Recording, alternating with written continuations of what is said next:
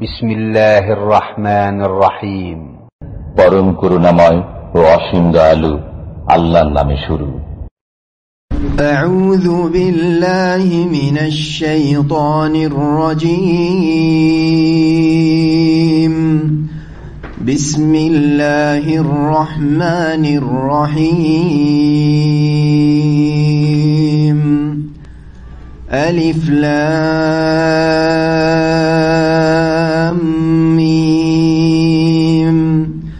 যালিকাল কিতাবু লা রাইবা ফীহি হুদাল লিল মুত্তাকিন الذين يؤمنون بالغيب ويقيمون الصلاة ومما رزقناهم ينفقون والذين يؤمنون بما أنزل إليك وما أنزل من قبلك وبالآخرة هم يوقنون أولئك على هدى من ربهم وأولئك هم المفلحون إن الذين كفروا سواء عليهم أأنذرتهم أم لم تنذرهم سواء عليهم أأنذرتهم أم لم تنذرهم لا يؤمنون ختم الله على قلوبهم وعلى سمعهم وعلى أبصارهم غشاوة ولهم عذاب عظيم ومن الناس من يقول آمنا بالله وباليوم الآخر وما هم بمؤمنين يخادعون الله والذين آمنوا وما يخدعون إلا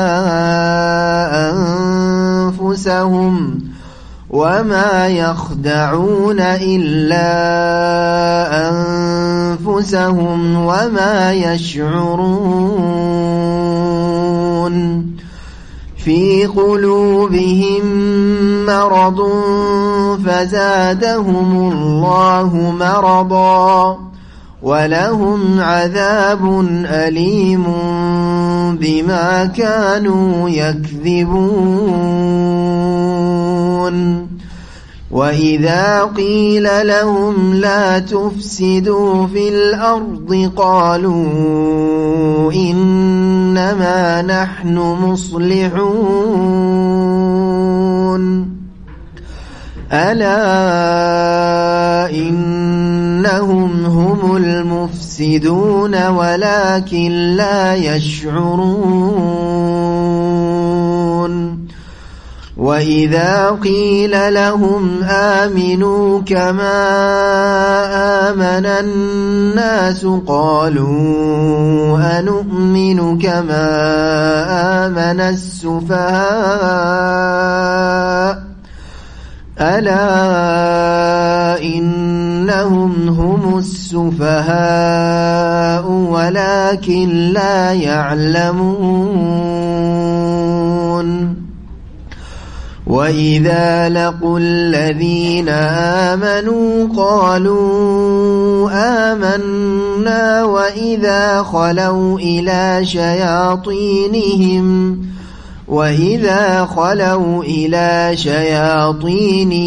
قالوا إنا معكم إنما نحن مستهزئون الله يستهزئ بهم ويمدهم في طغيانهم يعمهون أولئك الذين اشتروا الضلالة بالهدى فما ربحت تجارتهم وما كانوا مهتدين مثلهم كمثل الذي استوقد نارا فلما أضاءت ما حوله ذهب الله بنورهم وتركهم في ظلمات لا يبصرون صم بكم عمي فهم لا يرجعون أو كصيب من السماء فيه ظلمات ورعد وبرق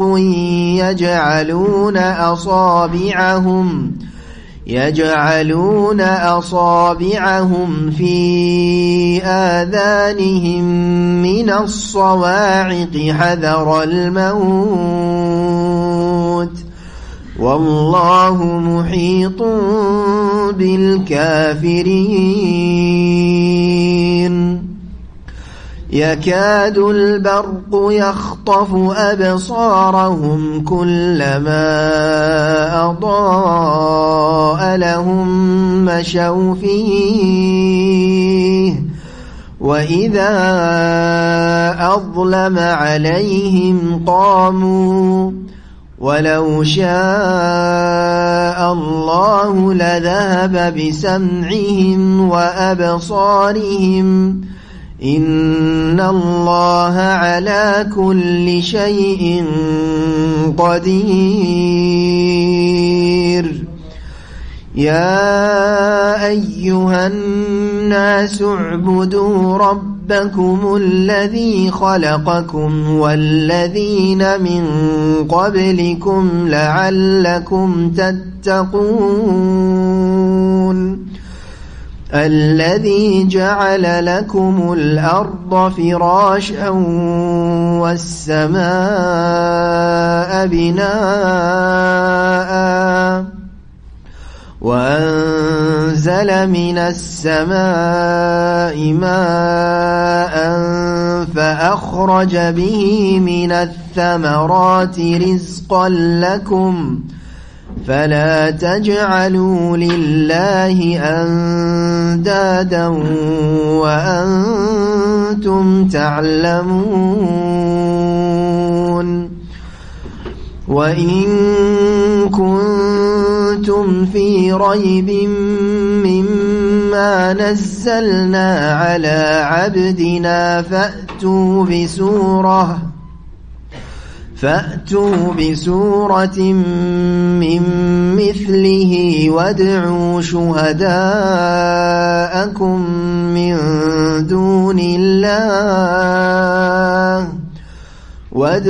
شهداءكم من دون الله إن كنتم صادقين فإن لم تفعلوا ولن تفعلوا فاتقوا النار التي وقودها الناس والحجارة أعدت للكافرين وبشر الذين آمنوا وعملوا الصالحات أن لهم جنات تجري من تحتها الأنهار كلما رزقوا منها من ثمرة رزقا قالوا هذا الذي رزقنا من قبل وأتوا به متشابها ولهم فيها أزواج مطهرة وهم فيها خالدون. السلام عليكم ورحمة الله وبركاته. إن الحمد لله نحمده ونستعينه ونستغفره ونعوذ بالله من شرور أنفسنا ومن سيئات أعمالنا من يهده الله فلا مضل له ومن يضلل فلا هادي له وأشهد أن لا إله إلا الله وحده لا شريك له وأشهد أن محمدا عبده ورسوله صلى الله تعالى عليه وعلى آله وصحبه وسلم تسليما كثيرا. يا أيها الذين آمنوا اتقوا الله حق تقاته ولا تموتن إلا وأنتم مسلمون. يا أيها الناس اتقوا ربكم الذي خلقكم من نفس واحدة وخلق منها زوجها وبث منهما رجالا كثيرا ونساء واتقوا الله الذي تساءلون به والأرحم إن الله كان عليكم رقيبا.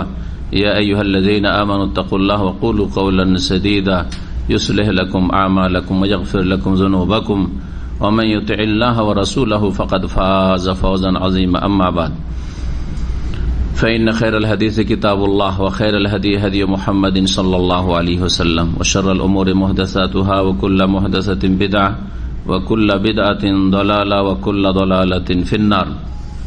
أعوذ بالله من الشيطان الرجيم. بسم الله الرحمن الرحيم.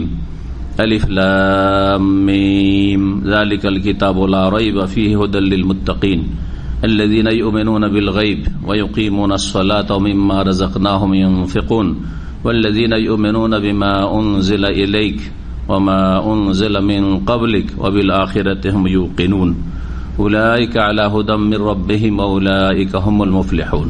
আল্লাহ রাব্বুল আলামিনের যাবতীয় প্রশংসা সুন্নতি খুতবায় ফতওয়াতুল হাজায় পেশ করেছি। তারপরে নবী মুহাম্মদুর রাসূলুল্লাহ সাল্লাল্লাহু আলাইহি সাল্লামের উপর সালাতু সালাম পেশ করেছি।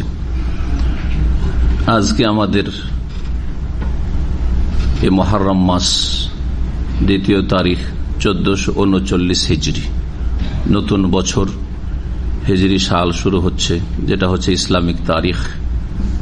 এবং এই হিজরি সালের প্রথম মাস শুরু হচ্ছে, গতকালকে শুরু হয়েছে, ছিল 1 তারিখ বৃহস্পতিবার। আজকে শুক্রবার, মোবারক দিনে আমরা সবচেয়ে মোবারক কাজ শুরু করছি। তা হচ্ছে রব্বুল আলামিন, যিনি সৃষ্টিকর্তা, যিনি সত্য মাবুদ, তার বাণী সম্পর্কে জ্ঞান অর্জন করা।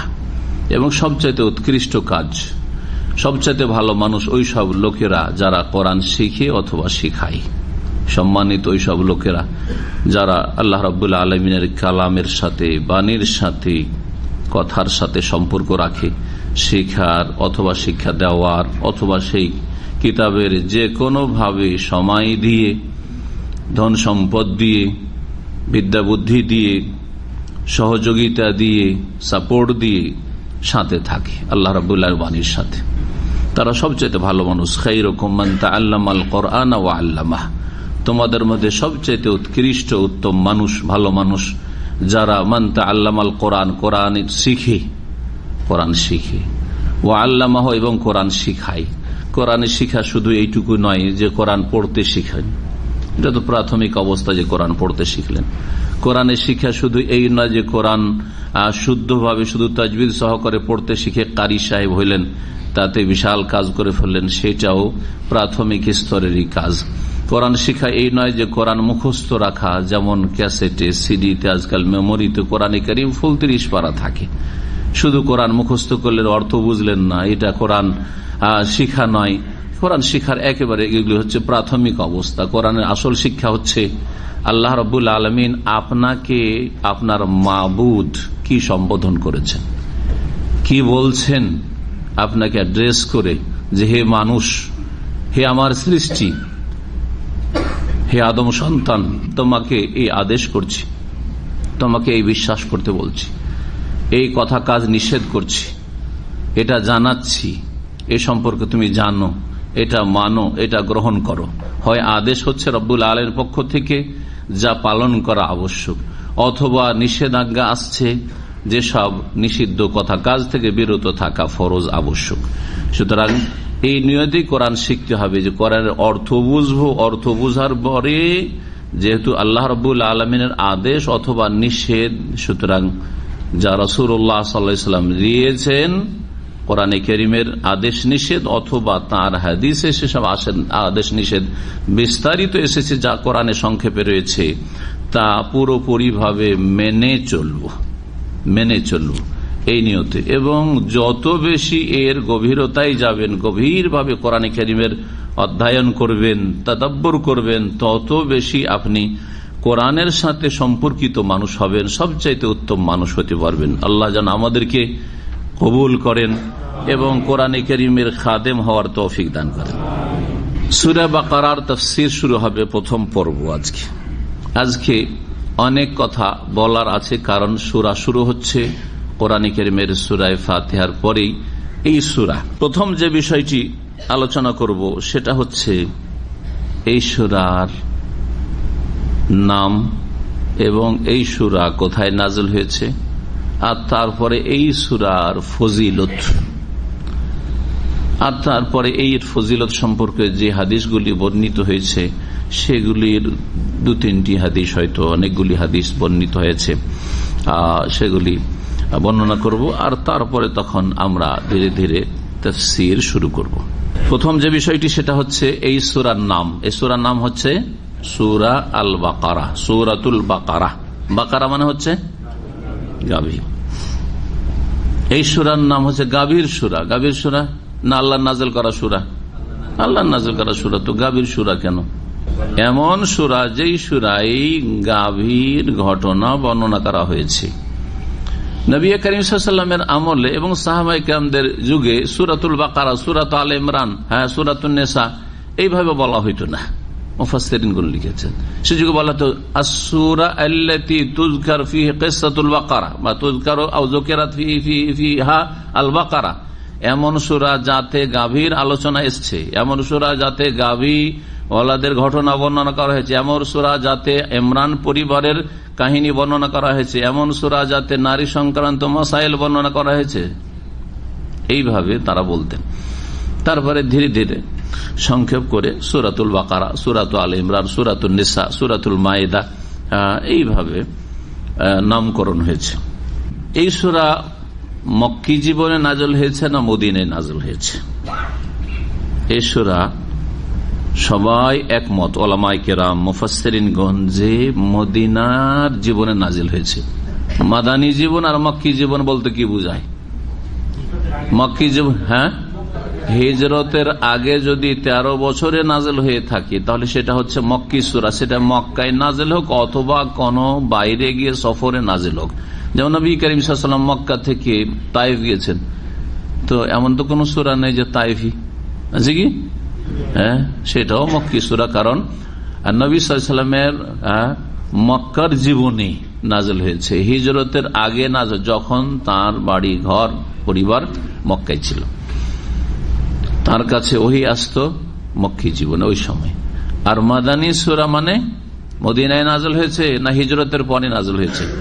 হিজরতের পরে নাযিল, সেটা মদিনা শহরে হইতে পারে, আবার মদিনা শহরের বাইরেও হইতে পারে, আবার বদরের প্রান্তে গিয়ে হইতে পারে, সেটা ওহদে হইতে পারে, সেটা তাবুকের সফরে নাযিল হয়েছে, মেলায় সেটা হইতে পারে, অন্য কোন জিহাদের সফরে অথবা হজ উমরার সফরে হইতে পারে।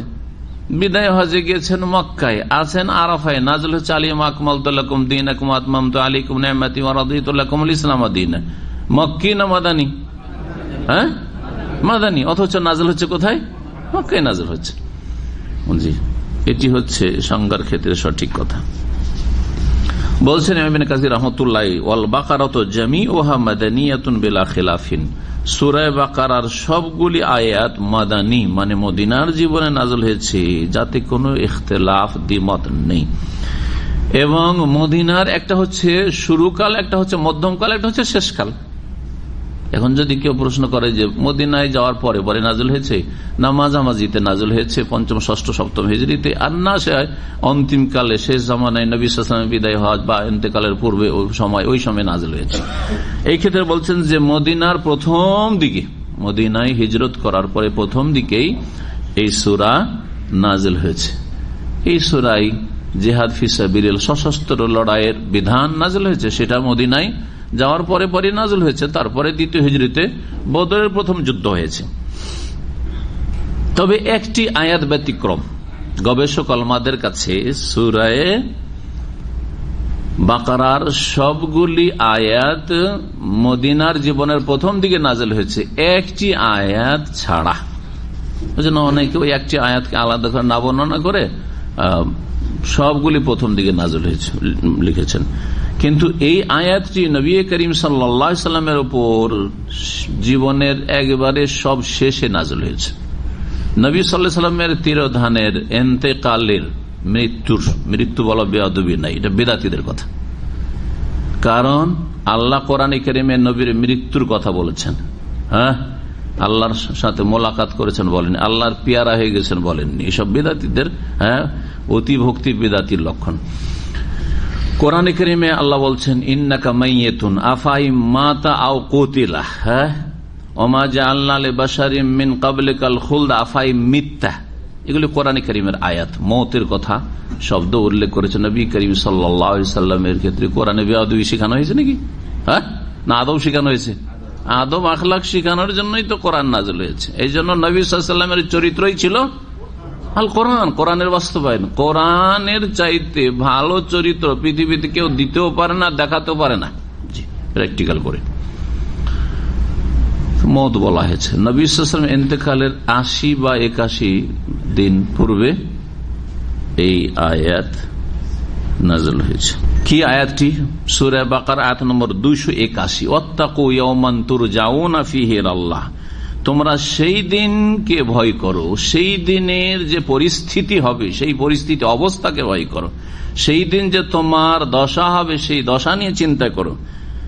তুরজাউনা ফীহি ইলাল্লাহ, যেই দিন তোমাদেরকে ফিরিয়ে নিয়ে আসা হবে, হাজির করা হবে আল্লাহর সামনে, আল্লাহর কাছে জবাবদিহি করতে হবে, আল্লাহর সামনে দাঁড়াতে হবে। সেই দিন সারা জীবনের হিসাব দিতে হবে। তৌহিদের হিসাব দিতে হবে, সুন্নাহর হিসাব দিতে হবে, 5 ওয়াক্ত ফরজ সালাত ঠিক ছিল কিনা প্রথম হিসাব দিতে হবে মুসলিমদেরকে। দিতে হবে সেদিন যাকাতের পয়সার হিসাব দিতে হবে, হালাল হারাম উপার্জনের হিসাব দিতে হবে সেই দিন, রোজা সিয়ামের হিসাব সারা জীবনের, হজের হিসাব, কি করেছেন আর কোথায় আপনার যৌবন কোথায়, আপনার আয়ু কোথায় কেটেছে, আপনার পয়সা কোত্থেকে এসছে আর কোথায় সেটা ব্যয় হয়েছে, আপনি কি শিখেছেন আর কি আমল করেছেন। আছে না হাদিসে নবী করিম সাল্লাল্লাহু আলাইহি ওয়াসাল্লাম, লা তাযুলু কদামা আবদিন ইয়াউমাল কিয়ামাতি হাত্তা ইউসাল আন খামস। অতক্ষণ পর্যন্ত মানুষ পা নড়াইতে পারবেন আল্লাহর সামনে যতক্ষণ পর্যন্ত 5টি বিষয় সম্পর্কে জিজ্ঞাসা করা না হবে। সরতে পারবেন আল্লাহর সামনে, দাঁড়িয়েই থাকবে হাসরের মাঠে। 5টি বিষয়, এগুলো হলো মোটা মোটা সওয়াল। আর এক একটা আমলের সওয়াল জিজ্ঞাসা তো আছেই। আন উমরিহি ফিমা আফনা, বয়স সম্পর্কে। ওয়ান শাবাবি, যৌবন সম্পর্কে, যৌবনকালে বেশি মানুষ বাড়াবাড়ি করে, রক্তের গরম আছে। ফিমা আফলা, কোথায় ক্ষয় করেছে। ওয়ান ইলমিহি মাজা আমিলা ফি, আর জ্ঞান সম্পর্কে, ইলম শিখেছো আর আমল কি করেছো। শিখেছো কিনা প্রথম, আর শিখেছো তো আমল কি করেছো। না ইলমের উল্টো আমল ছিল। অনেকে আছে বেআমল, জানে কিন্তু কে জানে না কোন মুসলিম যে 5 ওয়াক্ত নামাজ পড়ে না, শতকরা 95 থেকে 98 জন। জি, জিজ্ঞাসা করা হবে। ওয়ান মালিহি, পয়সা সম্পর্কে, মিন আইনা ইকতাসাব, কোথা থেকে উপার্জন, অফিমা আনফাকা, কোথায় খরচ। অনেকে উপার্জন ঠিক করেছে কিন্তু খরচ করে হারাম জায়গায়, অনেকেই খরচ করে ভালো জায়গায়, নিজের স্ত্রী ছেলে মেয়েকে খাওয়ায়, বাপ মাকে খাওয়ায়, কিন্তু হারাম উপার্জন। সওয়ালের জন্য জবাব প্রস্তুত রাখেন, আল্লাহ যেন তৌফিক দান করেন। এইরকমই আয়াতুর রিবা, সুদের আয়াতগুলি একটু বিলম্বে, সুদের বিধান, সুদ যে হারাম, আর এই সম্পর্কে যে আয়াতগুলি সূরা বাকারাতে রয়েছে বিলম্বে নাযিল হয়েছে, কোন কোন তাফসীরকারগণ উল্লেখ করেছেন। দ্বিতীয় যে বিষয়টি বলবো সেটা হচ্ছে সূরা বাকারার ফজিলত। সূরা বাকারার এত বেশি মহত্ব, ফজিলত রয়েছে যা হাদিসে বর্ণিত হয়েছে, সহিহ হাদিস রয়েছে। 7টি হাদিস ইমাম ইবনে কাসির রাহমাতুল্লাহ আলাইহি শুধু সূরা বাকারার ফজিলত বর্ণনা করেছেন, আর 3টি হাদিস বর্ণনা করেছেন তিনি ইমাম ইবনে কাসির নিয়ে এসেছেন, যে হাদিসগুলিতে সূরা বাকারা এবং সূরা আলে ইমরান দুটোকে একসাথে ফজিলত বর্ণনা করা হয়েছে, দুটোর ফজিলত একসাথে বর্ণনা করা হয়েছে। তাহলে টোটাল 10টি হাদিস ইমাম ইবনে কাসির তাফসীর ইবনে কাসিরে বর্ণনা করেছেন, যা আমাদের সামনে রয়েছে। তার মধ্যে 2-3টি হাদিস আমরা আলোচনা করি। প্রথম হাদিস মুসনাদ আহমদ এবং সহিহ মুসলিমে রয়েছে, তিরমিজি, নাসাইতে রয়েছে। আবু হুরায়রা রাদিয়াল্লাহু তাআলা আনহু থেকে বর্ণিত, আন্না রাসূলুল্লাহ সাল্লাল্লাহু আলাইহি ওয়াসাল্লাম রাসূলুল্লাহ সাল্লাল্লাহু আলাইহি ওয়াসাল্লাম বলেছেন, লা তাজআলু বুয়ুতাকুম কুবুরা, তোমরা তোমাদের ঘরগুলিকে, বাড়িগুলিকে কবরে পরিণত করিও না। কবরে পরিণত করিও না এর মানে কি? বাড়িগুলিকে কবরে পরিণত করিও না এর মানে কি? কবরের ওপর যেমন নামাজ পড়া যায় না, কবরকে সামনে করে নামাজ পড়া হারাম, ঠিক তেমনি তোমরা কবরের মতো করে দিও না যে বাড়িতে তোমাদের না কোনো সুন্নাত আছে, না বেতর আছে, না নফল আছে, না তাহাজ্জুদ আছে, না সালাতুদ দুহা আছে। যেমন আজকালকার সিংহভাগ মুসলিমদের যদি নামাজ পড়ে, সুন্নাত, নফল, ফরজ, বেতর সব কিছু, সুন্নাতে রাতে বা মুআক্কাদা, গैर মুআক্কাদা যা কিছু আছে সব কোথায় পড়বে? মসজিদে। এশার আল্লাহ দিলেন 4 ফরজ, নবী সাল্লাল্লাহু আলাইহি ওয়াসাল্লামের সুন্নাত 2 সুন্নাতে রাতে বা 1 রাকাত বেতর, অথবা 3, 5, 7 নয় 1 রাকাত বেতর যদি হতো 7 রাকাতে যত 17 রাকাত নামাজ পড়বে, সবগুলি নামাজ এশায় গিয়ে মসজিদে দেখাবে, মসজিদে দেখাবে। এই 17 মধ্যে তাদের করছে তাহিয়াতুল মসজিদ নাই, কারণ তাহিয়াতুল মসজিদ তাদের কাছে মৃত সুন্নাত। 17 রাকাত ছাড়া তাহলে যদি সুন্নতি এই নামাজ ধরা হয় তাহিয়াতুল মসজিদ, তাহলে কত হয়? 19 হয়। হ্যাঁ, তাহিয়াতুল ওযু যদি ধরা হয় তাহলে 21 হয়। যদি কেউ এরকম করে পড়ে, এক শ্রেণীর লোকেরা ফরজ নফলে কোনো পার্থক্য করে না, নফলটাও তাদের কাছে ফরজ, মুখে বলছে নাম নফল কিন্তু বাধ্যতামূলক। এই লোকেরা নামাজ পড়ে না, মাত্র 7 রাকাত নামাজ পড়ে, হ্যাঁ ফরজ পড়ে টান দেয়, চরম অপরাধ করে দিয়েছে। অথচ যেই লোক এর সাথে হয়তো 17 রাকাত পড়ছে, ফজরের 2 রাকাত ফরজও পড়ে না, তখন কুফরি করে দিল জেহালতের কারণে, বুঝেই না যে আমার ইসলাম টিকলো না, যে 17 পড়েও কোনো কাজ হলো না, যেহেতু ফজরের মাত্র 2 রাকাত ফরজটা পড়িনি, সেই জন্য। ইসলামকে ঠিকভাবে বুঝতে হবে, ফরজ 17 রাকাত আগে ঠিক রাখতে হবে, হ্যাঁ, তাহলে সর্বনিম্ন পাস করা মুসলিম 33 মার্ক বলা। আর তারপরে মার্ক বেশি চান না, স্কুল কলেজে মাদ্রাসায় যেমন কিছু ওই রকমের ড্যামেজ ছাত্র আছে, তারা পাশ করার চিন্তায় ফিকিরে শুধু থাকে। যেই দিন পরীক্ষায় 33 নম্বরের উত্তর দিয়ে দিয়েছে, কাজ হয়ে গেছে, আজকে পাশ করে নিয়েছি, আছে না? নাই, আমাদের সাথে অনেক ছিল এরকম। আর কিছু ছেলে আছে, হ্যাঁ, যারা 100তে যদি 1টা নম্বর কেটে যায়, সারা দিন সে বিষাবে, কষ্ট পাবে। 1-2টা নম্বর ছুটে গেছে, বা এক্সেলেন্ট হইতে পারে, মমতাজ হইতে পারে নেই, সেই জন্য পেরেশানির শেষ নেই, চিন্তার শেষ নেই, হাই কি করলাম, আজকে ওর চাইতে 1 নম্বর কমে গেছে আমার।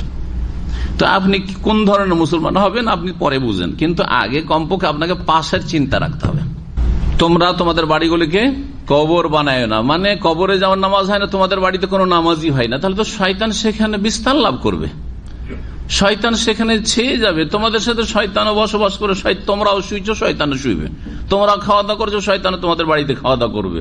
হ্যাঁ, তোমরা চলাফেরা করছো, বাড়িতে উঠা বসা করছো, শয়তানও উঠা বসা করবে। সুতরাং শয়তান তোমাদের কল্যাণ চাইবে না, তোমাদের দিনের ক্ষতি করবে, ইমান আমলের ক্ষতি করবে। ফজরের সময় লম্বা ঘুমে দিয়ে দিবে যে শুয়ে থাক শুয়ে থাক, আলাইকা লাইলুন তাবির, এখন লম্বা রাত আছে, আজান তো হইল, এখন 25-30 মিনিট পরে একামত শুরু হবে, দিবে আরেকবার লম্বা টানে ঘুমিয়ে, তাই না?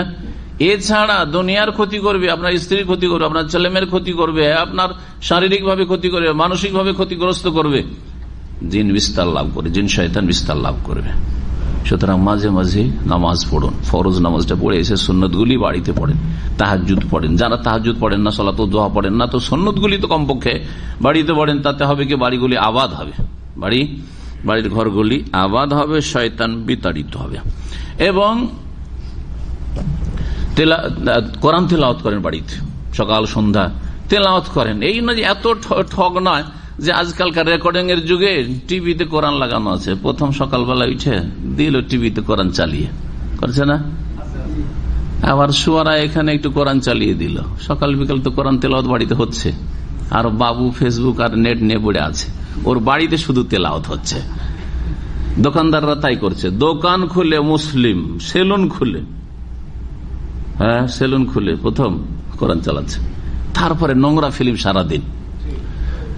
মুসলিম দেশের যে প্রচার মাধ্যমগুলি সকালবেলা কিছু কোরআন তেলাওয়াতকারী সাহেবদের, আর রাত্রে গভীর রাতে তখন আবার তেলাওয়াত শুরু হলো। আর সারাদিন ফিল্ম, নোংরা ছবি আর মানুষের চরিত্রকে ধ্বংসকারী সেসব দৃশ্য সবকিছু দেখাচ্ছে। বুঝতে পারছেন? এগুলি ইসলাম নয়, আসলে এগুলি ফ্যাশনেবল ইসলাম। আজকাল মডার্ন ইসলাম হয়েছে। ইসলামে কিছু আছে, পোশাক টোশাক ইসলামের আচার, ভিতরে ইসলাম নেই, ভিতরে সব জাহিলিয়াত। লা তাজালু বুয়ুতাকুম কবরা, তোমাদের বাড়িগুলিকে কবরে পরিণত করিও না। তোমাদের বাড়িগুলিকে কবরে পরিণত করিও না, এটা হচ্ছে প্রসিদ্ধ অর্থ। আরেকটা অর্থ এর কোন ভাষ্যকাররা করেছে, তোমাদের বাড়িগুলিকে কবরে পরিণত করিও না মানে তোমাদের বাড়ি ঘরে ভিটে মাটিতে কবর দিও না। অনেকে আছেন এই বেদাতি কাজ করেন, বাপকে এত ভালোবাসে, মাকে এত ভালোবাসে, ওই গোরস্থানে কবর দিতে যাব, নিজের জমি জায়গা নেই, দিল ভিটে মাটিতে এখানে কবর। আর কবর দেওয়ার পরে কিছুদিন পরে বলছে জমির জায়গার দাম তো অনেক বেড়ে গেছে আজকাল, বলছে না এখন কি করো, ফতোয়া জিজ্ঞেস করছে।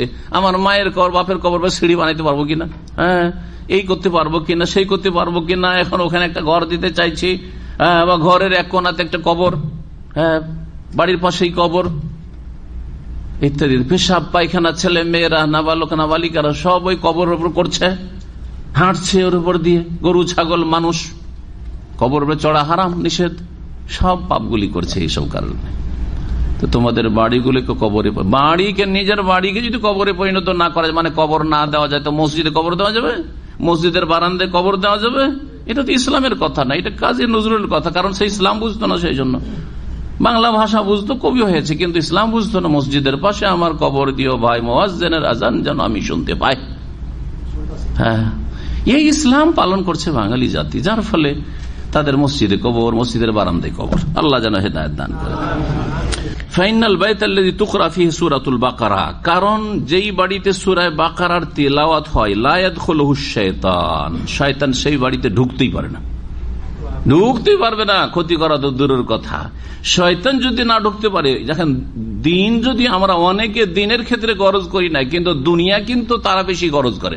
যারা দিনের ক্ষেত্রে অত সচেতন না, দুনিয়ার ক্ষেত্রে খুব সচেতন, কিন্তু শরীর স্বাস্থ্য, নামাজ পড়ে না কিন্তু এক্সারসাইজ মাস্ট, সকালে 1 ঘন্টা, বিকাল 1 ঘন্টা, আছে না নাই? শরীর স্বাস্থ্যকে ঠিক রাখতে চাই। শয়তান বাড়িতে যখন ঢুকতে পারে না, সূরা বাকারা তোমরা পাঠ করলে, আর শয়তান ছাড়া সেহের, জাদু, টোনা, যেগুলোকে দেশি লোকেরা দুয়া তাবিজ বলে, ধোকা দেওয়ার জন্য, শিরকি দুয়া তাবিজ, শিরকি দুয়া তাবিজ শয়তান ছাড়া হয় না। শয়তানের সাহায্য ছাড়া কেউ বান মারতে পারে না। সুতরাং আপনার পরিবার, আপনার ছেলে মেয়েদের কেউ ক্ষতি করতে পারবে না, বাড়ির কেউ ক্ষতি করতে পারবে না। যে জাদু করে রেখেছে, এই করেছে, সেই করেছে, করতে জাদুর তাসিরই হবে না। সূরা বাকারা যদি বাড়িতে পাঠ হয়, তাহলে জাদুর করার চেষ্টা করলেও জাদুর তাসির হবে না, প্রতিক্রিয়া হবে না, ইনশাআল্লাহ। এই হচ্ছে সহিহ হাদিস।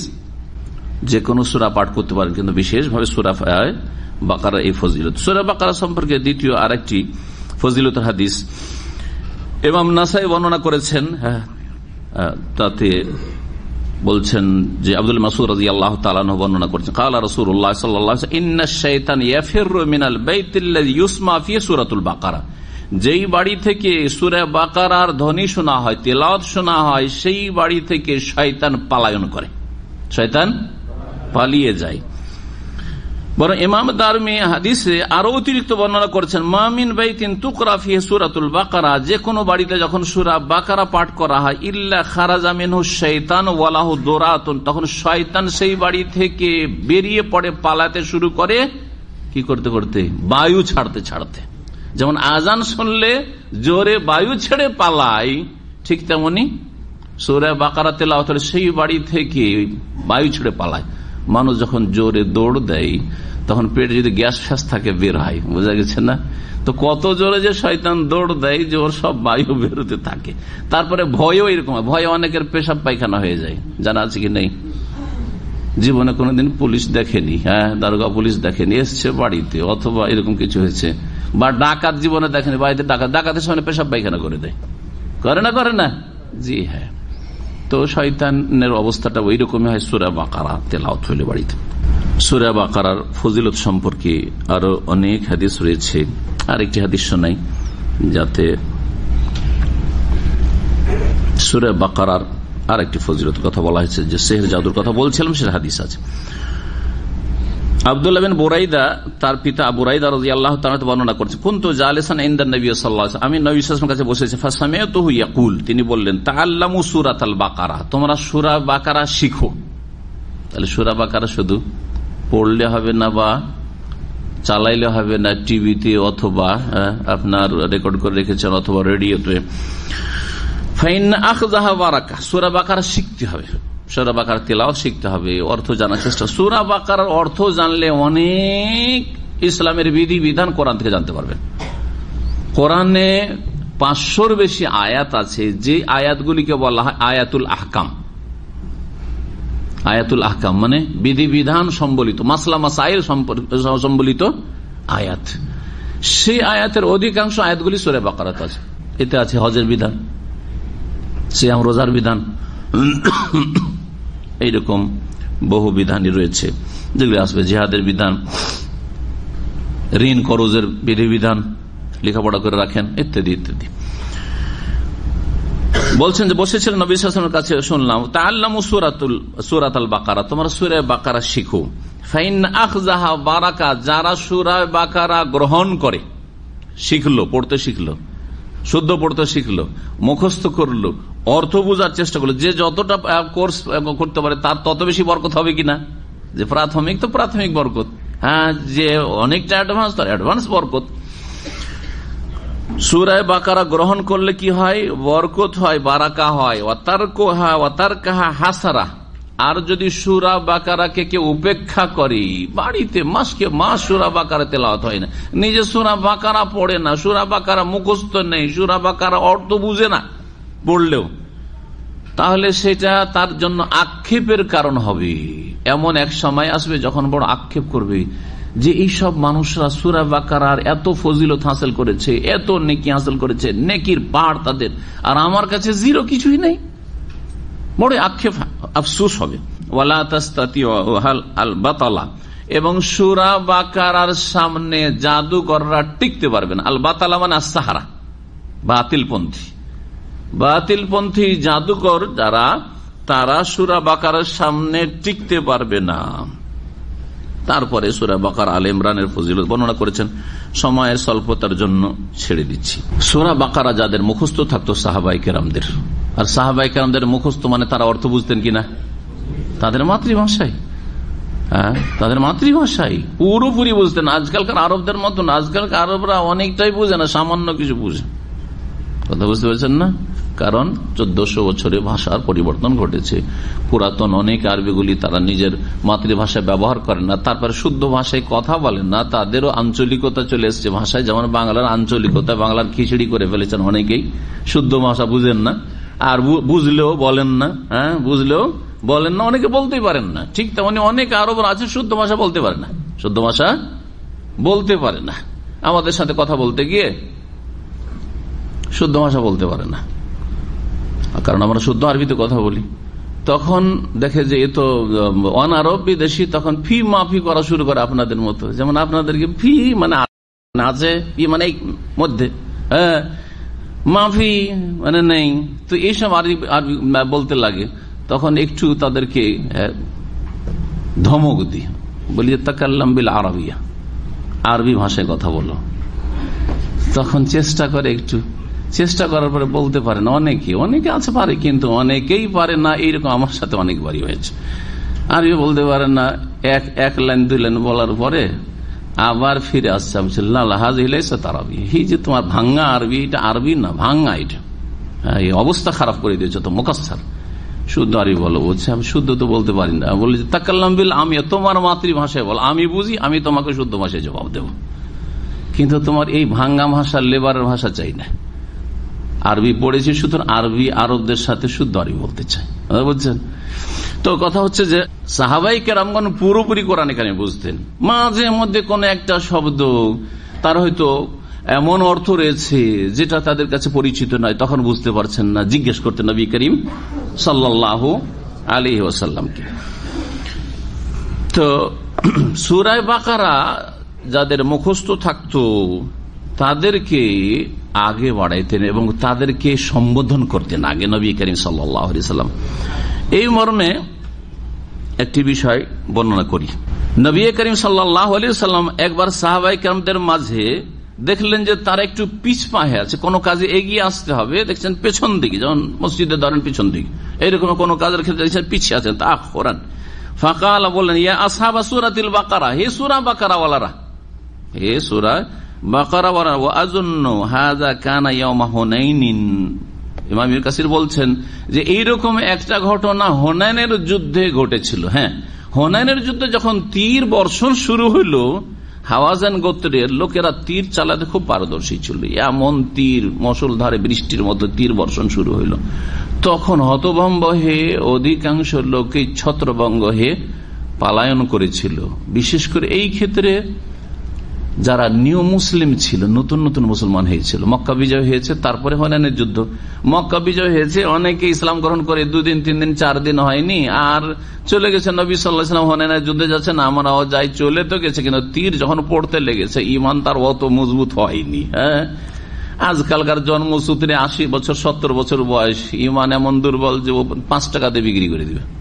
কথা বুঝতে পারছেন? 5 টাকা যদি গাড়ি ধোয়ার দেয় তো নামাজ বিক্রি করে দিবে। বুঝতে পারছেন? জি, এইরকম 5 টাকা যদি কোথাও পায় তো চুরি করে দিবে, ইমান বিক্রি করে দাও না। 5 টাকা ইনকাম থাকলে বিদাত করা শুরু করবে, তো মোল্লাদের ইমান বিক্রি। কয়েক টাকা ইনকামের জন্য তাবিজ, কয়েক টাকা ইনকামের জন্য কোরআন খানি বক্সানো, এইসব যে ইনকাম সোর্স। তো যাই হোক, যখন তীর বর্ষণ শুরু, মুসলিমগুলো পালাতে শুরু হয়েছে। আর যখন পলাতক অবস্থা হয় তখন জ্ঞানী মানুষ, তারপরে ইমানদার মানুষও তখন হতভম্ব হয়ে যায়, করবোটা কি। দেখা দেখি তখন মানুষের কি হয়ে যায়, মনোবল দুর্বল হয়ে যায়, যার ফলে পালাতে শুরু করে। অধিকাংশ সাথী সঙ্গীগণ পলায়ন করেছিলেন, অল্প কয়েকজন ছাড়া।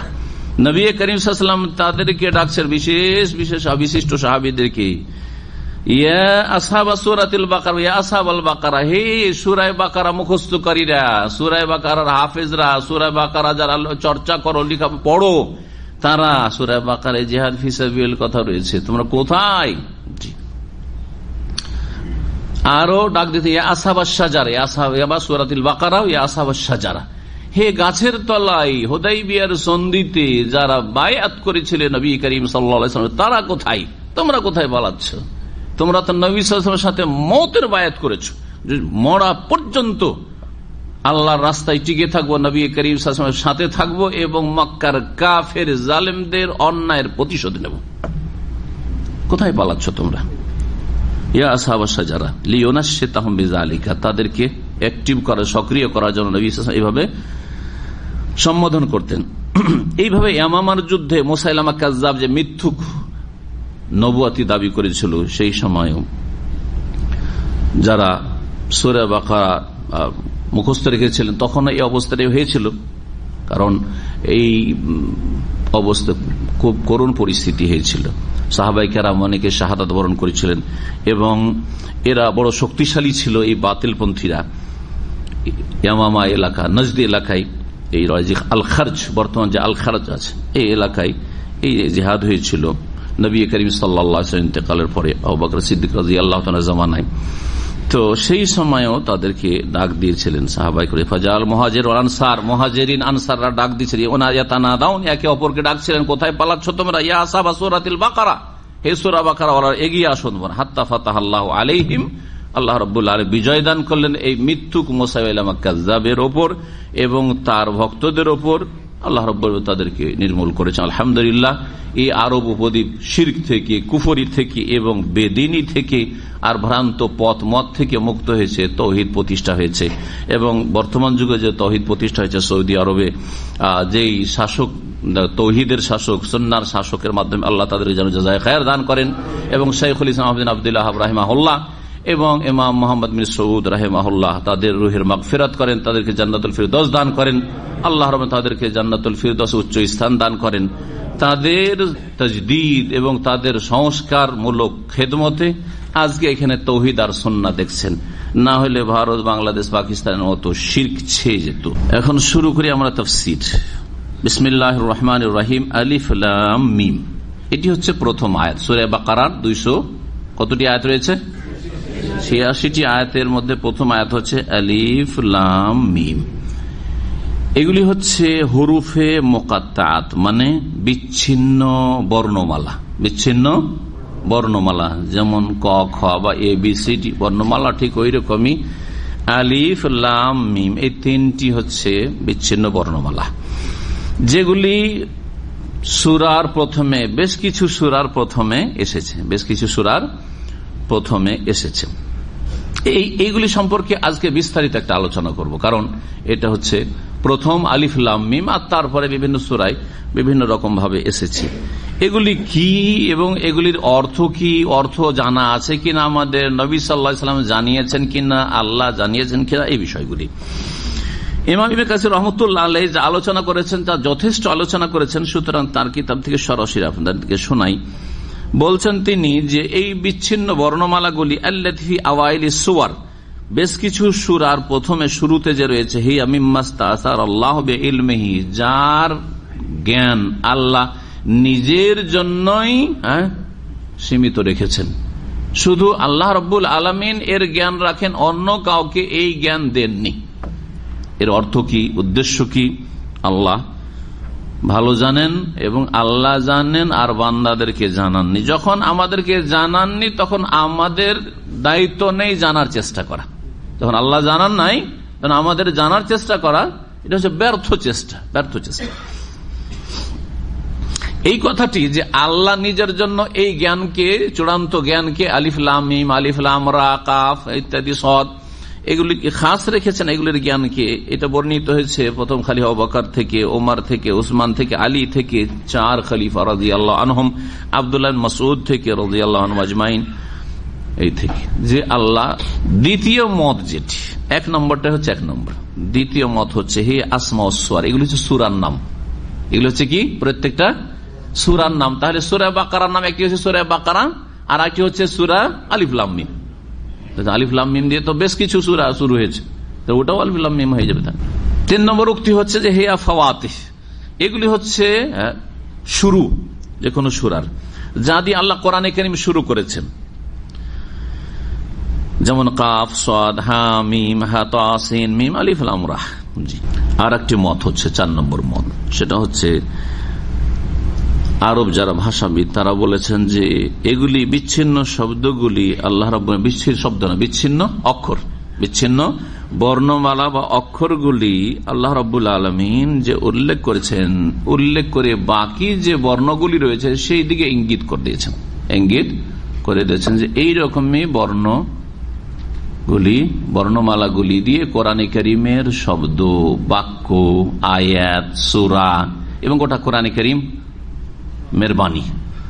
বোঝা গেছে না? জি, নতুন কোন অক্ষর নেই আল্লাহ রাব্বুল আলামিনের কাছে যা দিয়ে কোরআনে কারীম নাযিল করেছে, বরং তোমাদের কাছে যে বর্ণমালাগুলি আছে সেই বর্ণমালাগুলি এতে আছে। এর বেশি একটা শব্দ, একটা অক্ষর আছে কি? যে আরবরা যে আলিফ থেকে ইয়া পর্যন্ত যে বর্ণমালাগুলি প্রয়োগ করে, ব্যবহার করে, তাছাড়া ভিন্ন কোন অতিরিক্ত কোন বর্ণমালা কোরআনে ব্যবহৃত হয়েছে? হয় নাই। তো আল্লাহ রাব্বুল আলামিন আসলে চ্যালেঞ্জ করেছেন কাফের অবিশ্বাসী জাতিকে, অবিশ্বাসী আরবদেরকে, যারা আরবি ভাষার পণ্ডিত ছিল, আরবি ভাষার কাব্য রচনা করত, সেই যুগে কবি, প্রসিদ্ধ কবিরা ছিল, আর কাব্য রচনায় তারা সবচেয়ে উচ্চ শিখরে পৌঁছে গেছিল। পৃথিবীর মধ্যে সবচেয়ে বড় কবি পাওয়া যেত আরবদের মধ্যে, আর অলঙ্কারপূর্ণ তারা কথা বলতো, কাব্য রচনা করত। তাদেরকে আল্লাহ চ্যালেঞ্জ করছেন যে তোমাদের কাছে এই বর্ণমালাগুলি আছে, কোরআনে কারীম আল্লাহর বাণী, এটা মেনে নাও, এতেই তোমাদের ইহকাল পরকালে কল্যাণ। আর যদি বলো যে না, এটা মানব না, মোহাম্মদের কথা সাল্লাল্লাহু আলাইহি সাল্লাম, অথবা মন গড়া কথা মোহাম্মদকে কেউ শিখাচ্ছে, ইন্নামা ইউআল্লিমুহু বাশার, অন্য কোন মানুষ শিখাচ্ছে, আল্লাহর বাণী নয়, আল্লাহর সম্বোধন নয় মানব জাতিকে, আল্লাহর আদেশ নিষেধ নয়, এই যদি দাবি করো মিথ্যা দাবি, তাহলে চ্যালেঞ্জ থাকলো এই রকমের এত বড় গ্রন্থ লাগবে না, কোন পুস্তক নিয়ে আসতে হবে না, তোমরা কিছু কি করো। এক জায়গায় আল্লাহ চ্যালেঞ্জ করলেন ফাতুবি আশরে সুওয়ারিন, 10টা সূরা নিয়ে আসো। আর এক জায়গায় চ্যালেঞ্জ করলেন ফাতু বে সূরাতিম মিসলিহি, এই সূরাতে আসছে, দ্বিতীয় অথবা তৃতীয় পর্বে ইনশাআল্লাহ পৌঁছে যাব।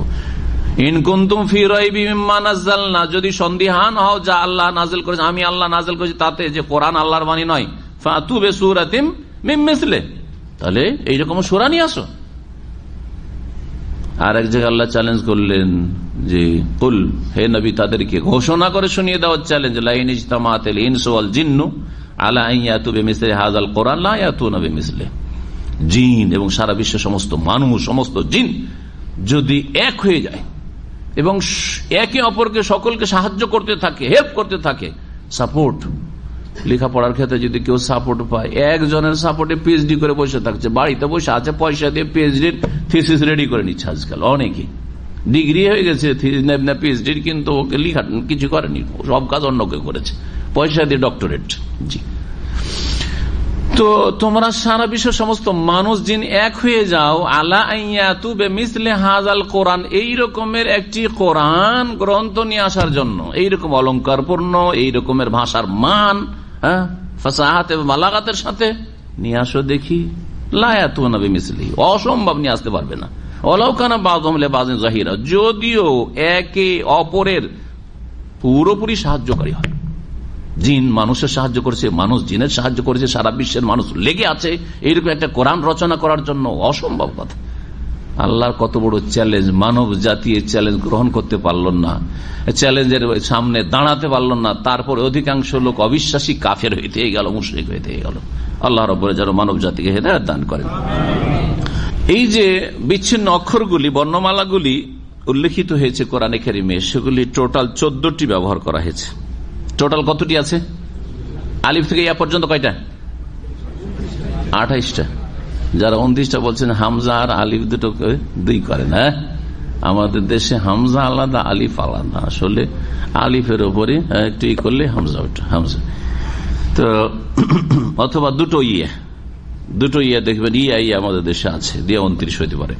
যাই হোক, আসলে 28টা, 28টার মধ্যে 14টা উল্লেখ করা হয়েছে। এই 14টা আমি ব্যবহার করেছি, দেখো 14টা, আর বাকি 14টা আছে তোমাদের কাছে, সবগুলি আছে, নিয়ে আসো। তাই বলছেন ইমাম ইবনে কাসির রাহমাতুল্লাহ আলাইহি, কুলতু মাজমুউল হুরুফিল মাযকুরা ফি আওয়াইলিস সুওয়ারি বিহাযফিল মুকাররার মিনহা 14 হারফান, টোটাল যে বর্ণমালাগুলি, এই বিচ্ছিন্ন বর্ণমালাগুলি উল্লিখিত হয়েছে, যেগুলো রিপিট হয়েছে 2 বার, যেমন আলিফ লাম, লামটা কয়েকবার এসছে, মিম কয়েকবার এসছে, হ্যাঁ, ওগুলো বারবার এসছে, ওগুলোকে একবার ধরেন, একবার করে যদি ধরেন তাহলে টোটাল কত হবে? 14 হারফান, 14টি অক্ষর হবে বিচ্ছিন্ন। সেগুলি কি আছে? আলিফ লাম মিম সদ রা কাফ হা ইয়া আইন ত সিন হা কাফ নুন। এগুলিকে আরব যারা ভাষাবিদ এবং কোরআনের বিভিন্ন ভাবে যারা খেদমত করেছে, বিভিন্ন, কেউ ভাষার খেদমত করেছে, কেউ অর্থের খেদমত করেছে, কেউ তাজউইদের খেদমত করেছে, তারা এগুলিকে একটা বাক্যে নিয়ে এসছেন, হ্যাঁ, কয়েকটি শব্দে, অক্ষরগুলিকে কয়েকটা শব্দে নিয়ে আসার পরে একটা বাক্যে নিয়ে এসছেন। সেটা হচ্ছে নাসসুন হাকিমুন কাতিউন লাহু সিররুন। যারা আরবি ভাষা ভালো বুঝেন, এর একটা সুন্দর অর্থ রয়েছে। নাসসুন হাকিম, কোরআনে কারীম হচ্ছে প্রজ্ঞাপূর্ণ, বিজ্ঞানময়, অকাট্য প্রমাণ বা দলিল। নাস, কথা সত্য নয়? বিজ্ঞানময়, অকাট্য দলিল প্রমাণ, কাতিউন অকাট্য, লাহু সিররুন, এবং কোরআনে কারীমে কি রয়েছে? তত্ত্ব রয়েছে, রহস্য রয়েছে, গভীর তত্ত্ব রহস্য রয়েছে। নাসসুন হাকিমুন কাতিউন লাহু সিররুন। আরো কোরআনে কারীমের মুজিজা, যে যারা তাজউইদ বুঝেন, তাজউইদে এক একটি শব্দের এক এক গুণ রয়েছে। কিছু অক্ষর রয়েছে যেগুলি হচ্ছে মাহমুসা, কিছু আছে মজহুরা, কিছু আছে রেখুয়া, শদীদা, মুতবাকা, মফতুহা, মুস্তালিয়া, মুনখাফিজা, কালকালা। জানেন কালকালা? এই যে অক্ষরগুলি এসেছে সবগুলি থেকে নেওয়া হয়েছে। ফাসুবহানাল্লাযী দাক্কাত ফি কুল্লি শাইইন হিকমাতুহু। সুবহানাল্লাহ, আল্লাহ রাব্বুল আলামিন প্রত্যেকটি যে গুণ রয়েছে শব্দের গুণ, ওই গুণগুলি থেকে একটা একটা করে অক্ষর বা 2টা করে অক্ষর নিয়েছেন। এটা যদি মানুষের কথা এইভাবে জড়াইতে পারে। আর একটি বিষয় হচ্ছে যে এই বিচ্ছিন্ন যে বর্ণমালাগুলি রয়েছে এগুলি নিয়ে আসার হিকমা কি, রহস্য কি।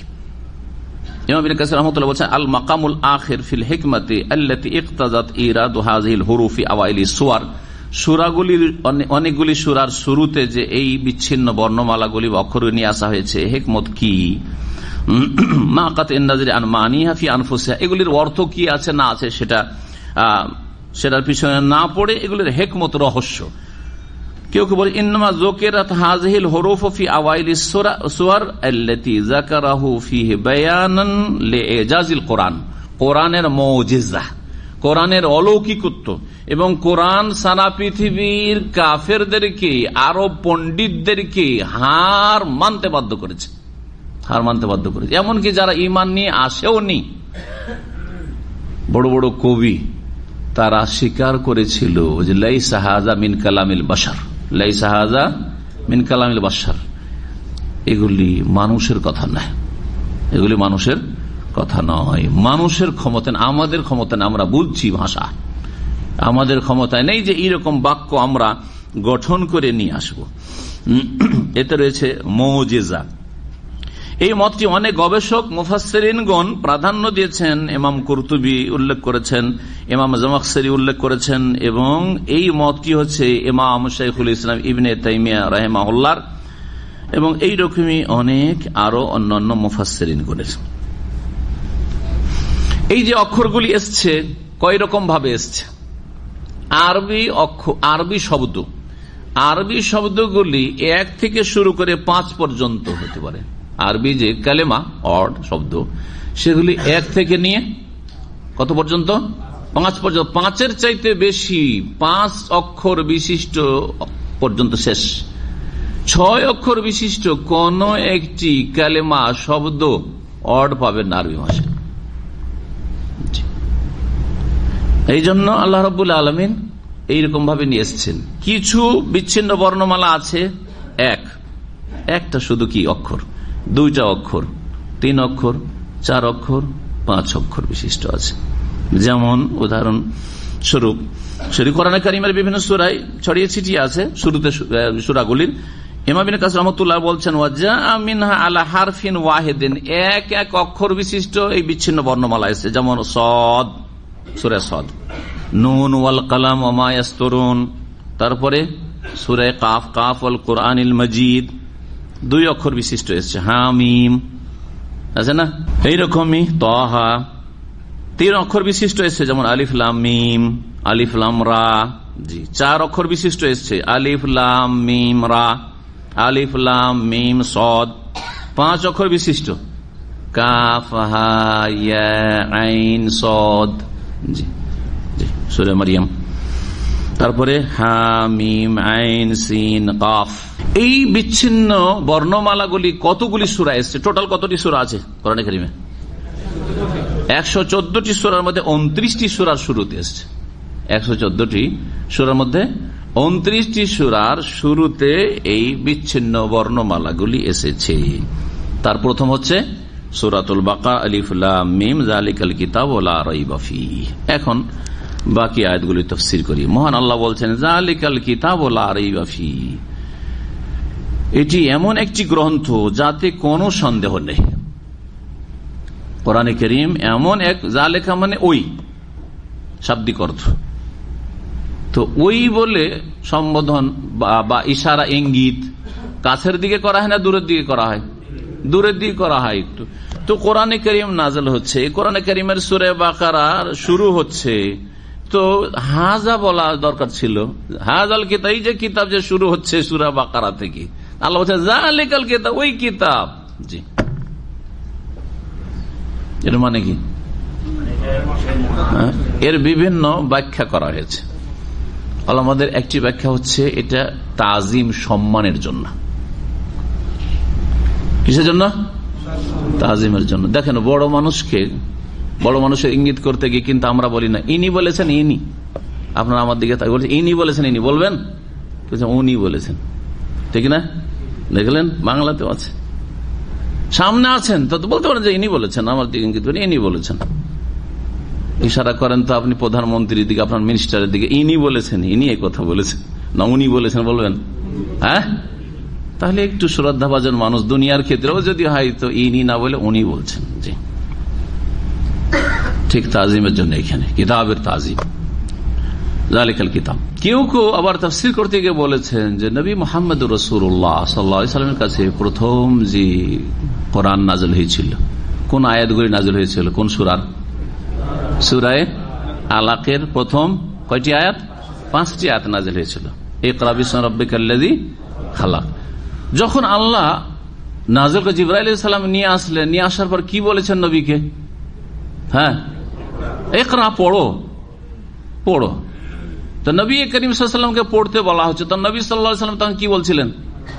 মা আনা বিকারিন, আমি তো পড়তে পারি না, আমি তো আলিফ বা তাসা জীবনেও পড়িনি, আমি তো অক্ষরের কোনো জ্ঞান রাখি না। আর নবীউল উম্মি, নিরক্ষর নবী। আল্লাহ রাব্বুল আলামিন এই মুজিজা আরো স্পষ্ট করে দেখাতে চান যে এমন নবী পাঠিয়েছি যিনি সারা পৃথিবীর সবচাইতে বড় মহান শিক্ষক ওস্তাদ, কিন্তু তার কোনো ওস্তাদ ছিল না। স্বয়ং আল্লাহ জিবরাইল আলাইহিস সালামকে দিয়ে তাকে জ্ঞান দান করেছেন। ওয়া আল্লামাকা মা লাম তাকুন তা'লাম, হে নবী তোমাকে এমন কিছু আল্লাহ তালিম দিয়েছেন, শিখিয়েছেন যা তুমি জানতে না। তারপরে আরো হিকমত যে কারো কোন ওস্তাদ যদি থাকতো নবী সাল্লাল্লাহু আলাইহি ওয়াসাল্লামের, তাহলে সে বড় নিজের ইহসান অবদানের কথা সারা জীবন বলতে থাকতো, আরে আমি তো ছেলেটাকে মানুষ করলাম, বলতো না? বলতো না? আমাদের যেসব ওস্তাদ আমাদেরকে কায়দা বাগদাদিও পড়িয়েছে, সেও আমার ওস্তাদ বা তিনি আমার ওস্তাদ, ঠিক না? আমপারা পড়িয়েছে, কোরআন পড়িয়েছে, প্রাথমিক অক্ষরের জ্ঞান দিয়েছে, তারা অনেকে বেঁচে আছে। আমাদের সময় বলে ও তো আমার ছাত্র, ও তো আমার ছাত্র, বলে না? বলে না? তার আমার এহসান আছে যে ওকে যদি আলিফ বা না পড়াইতাম, কোরআন আর কায়দা না পড়াইতাম, তো তুমি হইতে পারতো, ঠিক না? যাতে এই বলার সুযোগ না থাকে নবী সাল্লাল্লাহু আলাইহি ওয়াসাল্লামের ক্ষেত্রে কোনো মানুষের। নবী করিম সাল্লাল্লাহু আলাইহি ওয়াসাল্লামকে যখন পড়তে বলা হলো, এখানে প্রশ্ন জাগে যে এখানে পড়তে বলা হচ্ছে, তার দুটোর একটা হইতে পারে। হয় বলা হচ্ছে যে আমি পড়ে শোনাচ্ছি, তুমি আমাকে ফলো করে পড়ো, তাই না? তাহলে এইটা তো অক্ষর জ্ঞান না থাকলেও পড়া যাবে, যাবে না? একটা লোক অক্ষর টক্ষর কিছু বুঝে না, কোরআন নিয়ে আমি বসে আছি, আর ওকে বলছি যে পড়েন, যদি বলি পড়েন, তাহলে বলে আমি তো পড়তে পারি না।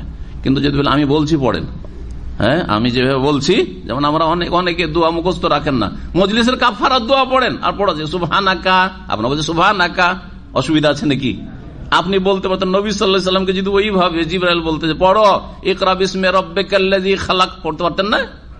পারতেন, যে আপনি পড়ে শোনাচ্ছেন, আমি আপনাকে ফলো করছি, ঠিক না? তাহলে বোঝা যাচ্ছে যে এখানে আরো কিছু হইতে পারে। অনেক মুফাসসিরিন এই কথা বলেছেন। নবী করিম সাল্লাল্লাহু আলাইহি ওয়াসাল্লামের কাছে প্রথম যেদিন ওহী এসেছিল, সেই দিন কোরআনে কারীম মুসহাফ, কোরআনে কারীম পুরোটা নিয়ে এসে রেশমি কাপড়ে নিয়ে এসে জিবরাইল আলাইহিস সালাম বলছেন পড়ো, কিতাব দেখতে পাচ্ছেন জিবরাইল আলাইহিস সালামের হাতে। আল্লাহু আলাম, কোন কোন মুফাসসিরগণ এটা উল্লেখ করেছেন, পড়ো। নবী সাল্লাল্লাহু আলাইহি ওয়াসাল্লাম বলছেন আমি তো পড়তে পারি না, আপনি পুস্তক নিয়ে বলবেন পড়ো, আমি কোথায় পড়বো? মা আনা বিকারি, আমি তো পড়তে পারি না। আল্লাহু আলাম। তো এটা কেন বললাম এই তাফসীর? অথবা নাই নিয়ে আসা হোক, যদি নাও নিয়ে আসে, ধরেন এই রেওয়ায়াত, এই বর্ণনা বা এই মতটি ঠিক নাই, কিন্তু আগের আসমানি ওহীতে, কিতাবে তাওরাত, ইনজিলে নবী সাল্লাল্লাহু আলাইহি ওয়াসাল্লাম ভবিষ্যৎবাণী আছে কিনা, তার উপর কিতাব গ্রন্থ নাজিল হবে ভবিষ্যৎবাণী আছে কিনা? আছে। এই যে ভবিষ্যৎবাণীতে ওয়াদা করা হয়েছে যে শেষ কিতাব আসবে, শেষ নবী আসবেন, অথবা ওই কিতাব, যেই কিতাব, আগের ব্যাখ্যাটা বলি, ওই কিতাব যেই কিতাবটি প্রথম দিন হে মোহাম্মদ সাল্লাল্লাহু আলাইহি ওয়াসাল্লাম তোমাকে দেখানো হয়েছিল হিরা পাহাড়ের গুহায় জাবালে নূরে, যালিকাল কিতাব, ওই কিতাব, ওই গ্রন্থ, লা রাইবা ফি, যাতে কোনো সন্দেহ নেই। এবার বুঝতে পেরেছেন? তাহলে সেটা তাজিমের জন্য হইতে পারে, আবার এই ব্যাখ্যাগুলি হইতে পারে। মুফাসসিরিনগণ অনেক এই রকমের মন্তব্য বা মত প্রকাশ করেছেন। আল্লাহু আলাম। লা রাইবা ফি মানে লা শাক্কা ফি, তাতে কোনো সন্দেহ নেই, কোনো সন্দেহ নেই। এটা আল্লাহর পক্ষ থেকে ঘোষণা, বাহ্যিক আল্লাহ ঘোষণা করছেন যে এই যে কিতাব, এতে কোনো সন্দেহ নেই, এতে যে বিশ্বাস ইমানিয়াতের বিষয়গুলি রয়েছে, আকীদার বিষয় রয়েছে, তাতে কোনো সন্দেহ নাই যে ঠিক সঠিক বিশুদ্ধ আকীদা। এতে যে আদেশগুলি রয়েছে এগুলি আমার আদেশ, এতে কোনো সন্দেহ নেই। এতে যেসব নিষেধাজ্ঞা রয়েছে সেগুলি আমার পক্ষ থেকে, আমি সৃষ্টিকর্তা, তোমাদের কোনো সন্দেহ নেই। এতে যেসব কাহিনী বর্ণনা করা হয়েছে, ঘটনা বলি, এতে কোনো সন্দেহ নেই। এতে যেসব বিষয় তুলে ধরা হয়েছে, যালিকাল কিতাব লা রাইবা ফি, কোরআনে কারিমে অতীতের অনেক কাহিনী, কিসাস, ঘটনা বলি, ভবিষ্যৎবাণী বর্ণনা করা হয়েছে না হয় নাই? ইয়াজুজ মাজুজের কথা নেই, আছে না নেই? ইন্না ইয়াজুজ ওয়া মাজুজ মুফসিদুন ফিল, ঘটেছে না ঘটবে, ভবিষ্যৎবাণী। লা রাইবা ফি, কোনো সন্দেহ নেই, কোনো সন্দেহ নেই। কোরআনে বলা হয়েছে জান্নাত জাহান্নামের কথা, কোনো সন্দেহ নেই। কোরআনে বলা হয়েছে হায়াত এবং মওতের কথা, কিসের জন্য? কোনো সন্দেহ নেই। কোরআনে বলা হয়েছে যে এই হায়াতের পরে কি রয়েছে? আখিরাত। মওতের পরে আখিরাত রয়েছে, জাযা রয়েছে, মালিক ইয়াউমিদ্দিন, প্রতিদান রয়েছে। এই প্রতিদান জগৎ এবং প্রতিদান হিসাব সম্পর্কে কোনো সন্দেহ নেই। মিজান, দাঁড়িপাল্লা, নেকি গুনাহ ওজন হবে, কোনো সন্দেহ নেই, ইত্যাদি ইত্যাদি। কিয়ামত হবে, পৃথিবী ধ্বংস হবে, কুল্লু শাইইন হালিকুন ইল্লা ওয়াজহা, কোনো সন্দেহ নেই, ইত্যাদি। লা রাইবা ফি, তাহলে আল্লাহর পক্ষ থেকে এটাই হচ্ছে কি?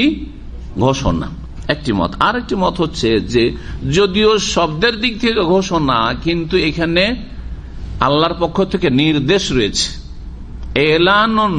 এলান ঘোষণা, কিন্তু উদ্দেশ্য হচ্ছে হুকুম, আদেশ, নির্দেশ। কি?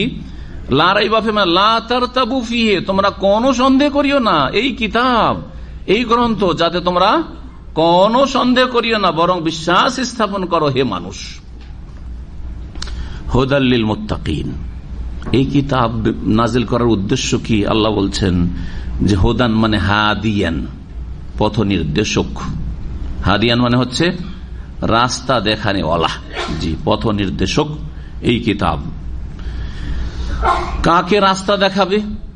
লিল মুত্তাকিন, যারা সাবধানী, যারা সতর্ক, যারা সংযমী, যারা তাকওয়া মানে আল্লাহর ভয়ে মন্দ কথা কাজ থেকে বেঁচে থাকি, আল্লাহর ভয়ে, সৃষ্টিকর্তার পাকড়াওয়ের ভয়ে, তিনি জেনে নেবেন, ধরে নেবেন, রেকর্ড রাখবেন এবং হিসাব নেবেন, এই ভয়ে যারা ভালো কথা কাজ করে এবং মন্দ কথা কাজ থেকে বেঁচে থাকে, ফরজ অজেব আদায় করে, হারাম নাজায়েজ থেকে বেঁচে থাকে, তারাই হচ্ছে মুত্তাকি।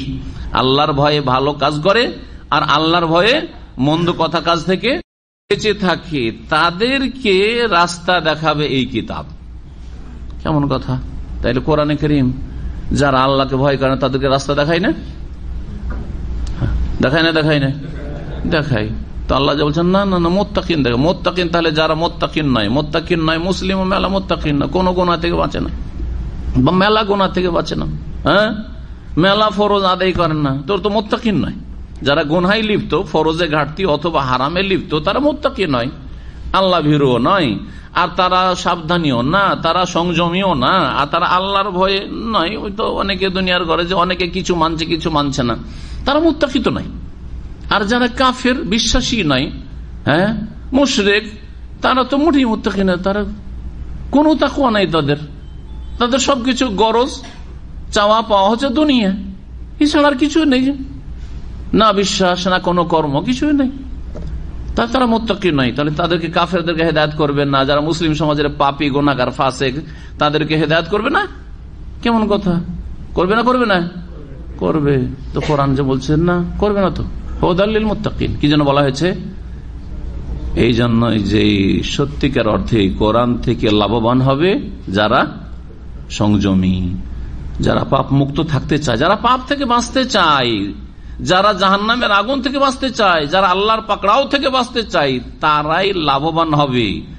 লাভ যার হবে না, তাদেরকে রাস্তা দেখাইলে কি আর না দেখাইলে বা কি?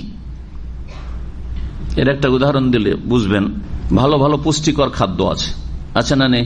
আল্লাহর জমিনে, আপনার বাড়িতেও আছে, কিন্তু যদি নাড়ি খারাপ হয়, হ্যাঁ, লিভার ফাংশন খারাপ হয়, পেট খারাপ, দুধ বরদাস্ত করতে পারে না, সবচেয়ে ভালো নিয়ামত।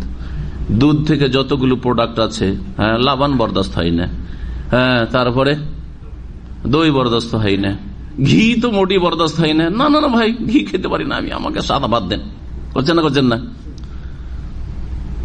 তো দোষ ঘিয়ের না দোষ আপনার পেটের? হ্যাঁ, তো কোরআনে কেরিমে ত্রুটি নেই। কোরআনে কেরিম তো উপকৃত করার জন্যই তো নাজিল হয়েছে, কিন্তু দোষ হচ্ছে মানব জাতির, যার মধ্যে যোগ্যতা নেই, যোগ্যতা নিজের হারিয়ে ফেলেছে হেদায়েতের, তাদের জন্য কোরআনে কারীম লাভজনক নয়, বরং তাদের জন্য আরো ক্ষতিকর, কোরআন দিয়ে আরো ক্ষতিগ্রস্ত হবে।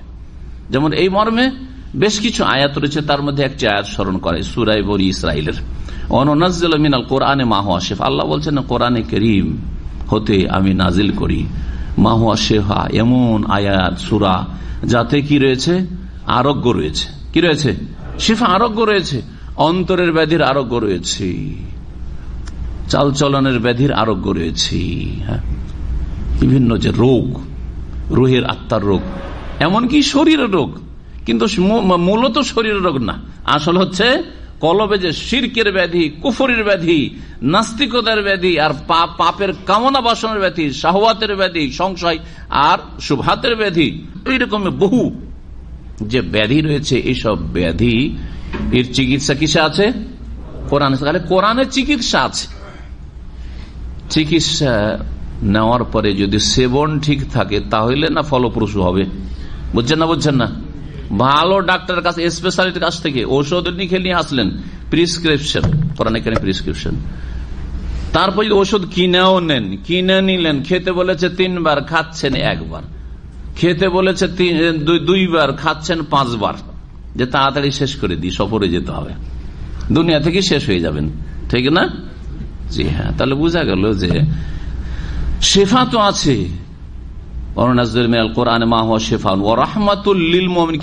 আর রহমত আছে। কার জন্য শেফা আর রহমত? কার জন্য? লিল মুমিনিন, ওখানে যে মুমিন ইমানদার লোকদের জন্য, যারা বিশ্বাস করবে তাদের জন্য। ওয়ালা ইয়াজিদুল জালিমিন, আর যারা জালেম, কাফের জালেম, মুশরিক জালেম, বেদাতি জালেম, বেদাত থেকে হেদায়েত হবে না কোরআন পেয়েও। কোরআন আল্লাহ বলছে আকমাল তোর দিন কামিল করে দিয়ে, বলছেন না না না, আমাদের আরো করা লাগবে। বুঝা গেছে কিনা?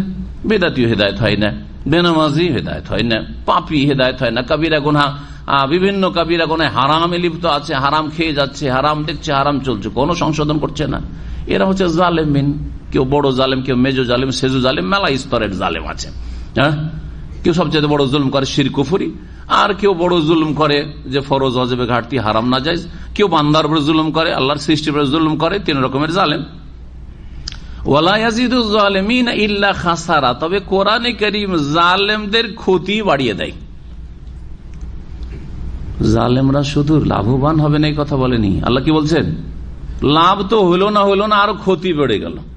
কোরআন আসলো, কোরআনের জ্ঞান হাসিল করলো, তৌহিদের কথা, আল্লাহ আহাদ পড়ে আর ফরিয়াদ করে, ইয়া গৌস, গৌসে পাক দিতে পারে, ইয়া খাজা।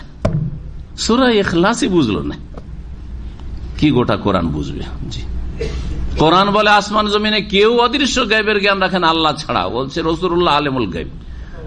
আর তারপরে আমাদের ওলি আউলিয়া জানা না, পীরে কামে তাদের কাশফ হয়ে যায়, কাশফে সারা পৃথিবী দেখতে পায় কোথায় কি হচ্ছে না হচ্ছে। এসব সুফিবাদী সব শিখিয়েছে, কি শিখায়নি? তাহলে কোরআন দিয়ে এই জালেমরা আরো বেশি ক্ষতিগ্রস্ত হয়েছে। নাজেল হইলো, জানলো, পড়লো, মাদ্রাসা পড়ুয়া সব ফারেক দা ওরা, আর কতদিন ধরে হাদিস আর কোরআন পড়াচ্ছে, ফিকহ পড়াচ্ছে, কিন্তু কোরআনের আসল উদ্দেশ্যই পৌঁছিল না। আর কোরআন কি বক্র অন্তর নিয়ে বুঝেছে, সোজা অন্তর নিয়ে বুঝেনি। সুতরাং কোরআনের অর্থের বিকৃতি ঘটিয়েছে, অপব্যাখ্যা করেছে। ওয়ালা ইয়াজিদুল জালিমিন ইল্লা খাসারা। এই জন্য আল্লাহ বলছেন যে হেদায়েত পাবে একমাত্র যারা আল্লাহ ভীরু, তাদের মধ্যে যোগ্যতা আছে হেদায়েত নেওয়ার। এখন প্রশ্ন উঠে যে ঠিক আছে, যারা সংযমী, যারা আল্লাহ ভীরু, যারা মুত্তাকি, তারা হেদায়েত পাবে। তো মুত্তাকি আবার কারা একটু বুঝিয়ে দেন আল্লাহ। বুঝে ঠিক আছে, শোনো, কিছু বৈশিষ্ট্য বলছে যে মুত্তাকি হইলে কি করতে হবে, শোনেন। আল্লাযীনা ইউমিনুনা বিল গায়ব, প্রথম বৈশিষ্ট্য হচ্ছে যারা না দেখে বিশ্বাস করে। কি করে? একটা অর্থ হচ্ছে না দেখে বিশ্বাস করে, আর একটা হচ্ছে যারা অদৃশ্যে বিশ্বাসী। ইউমিনুনা বিল গায়ব মানে যারা অদৃশ্য বিশ্বাসী। আল্লাহ দৃশ্য না অদৃশ্য? দেখি না, আর কোনদিন দেখতেও পাবো না, কিন্তু বিশ্বাস করি, ঠিক না?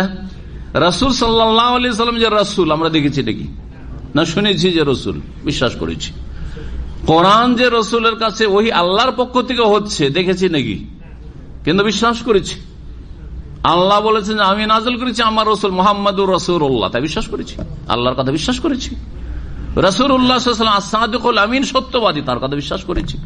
আগের আম্বিয়া রাসূলগণ ভবিষ্যৎবাণী করেছেন, যারা আগের কিতাবের ভবিষ্যৎবাণী পড়ে বিশ্বাস করে তারা বিশ্বাস করেছেন। না দেখে বিশ্বাস বা অদৃশ্যে বিশ্বাস। অদৃশ্য হচ্ছে জান্নাত, অদৃশ্য হচ্ছে জাহান্নাম, অদৃশ্য হচ্ছে এইরকমই মালায়েকা, বিশ্বাস করি না করি না? জিন অদৃশ্য বিশ্বাস করি, অদৃশ্য বিশ্বাসী, অথবা না দেখে বিশ্বাস করি। আমাদের সবকিছু দেখা শর্ত না। দুনিয়ার ক্ষেত্রে আমরা না দেখে বিশ্বাস করি, দিনের ক্ষেত্রে কেন বিশ্বাস করব না? অসৎ লোকের কথা না দেখে বিশ্বাস করি, সবচেয়ে সৎ লোক, তাদের কথা না দেখে কেন বিশ্বাস করব না? এর ব্যাখ্যা করি, তাহলে বুঝবেন। অনেকের বাপ মা অসৎ, ঠিক কিনা? এই যে এ হচ্ছে আমার বাপ, এই হচ্ছে আমার মা, কে দেখে বিশ্বাস করেছেন? না সবাই শুনে বিশ্বাস করেছেন? সবাই শুনে বিশ্বাস। কার কাছে শুনেছেন? যখন হুঁশ হয়েছে একটু আর মুখ ফুটেছে, বলছে এটা তোর বাপ, বাবা, এটা হচ্ছে তোর, হ্যাঁ মা আম্মা শিখিয়েছে, শুনে শুনে বিশ্বাস।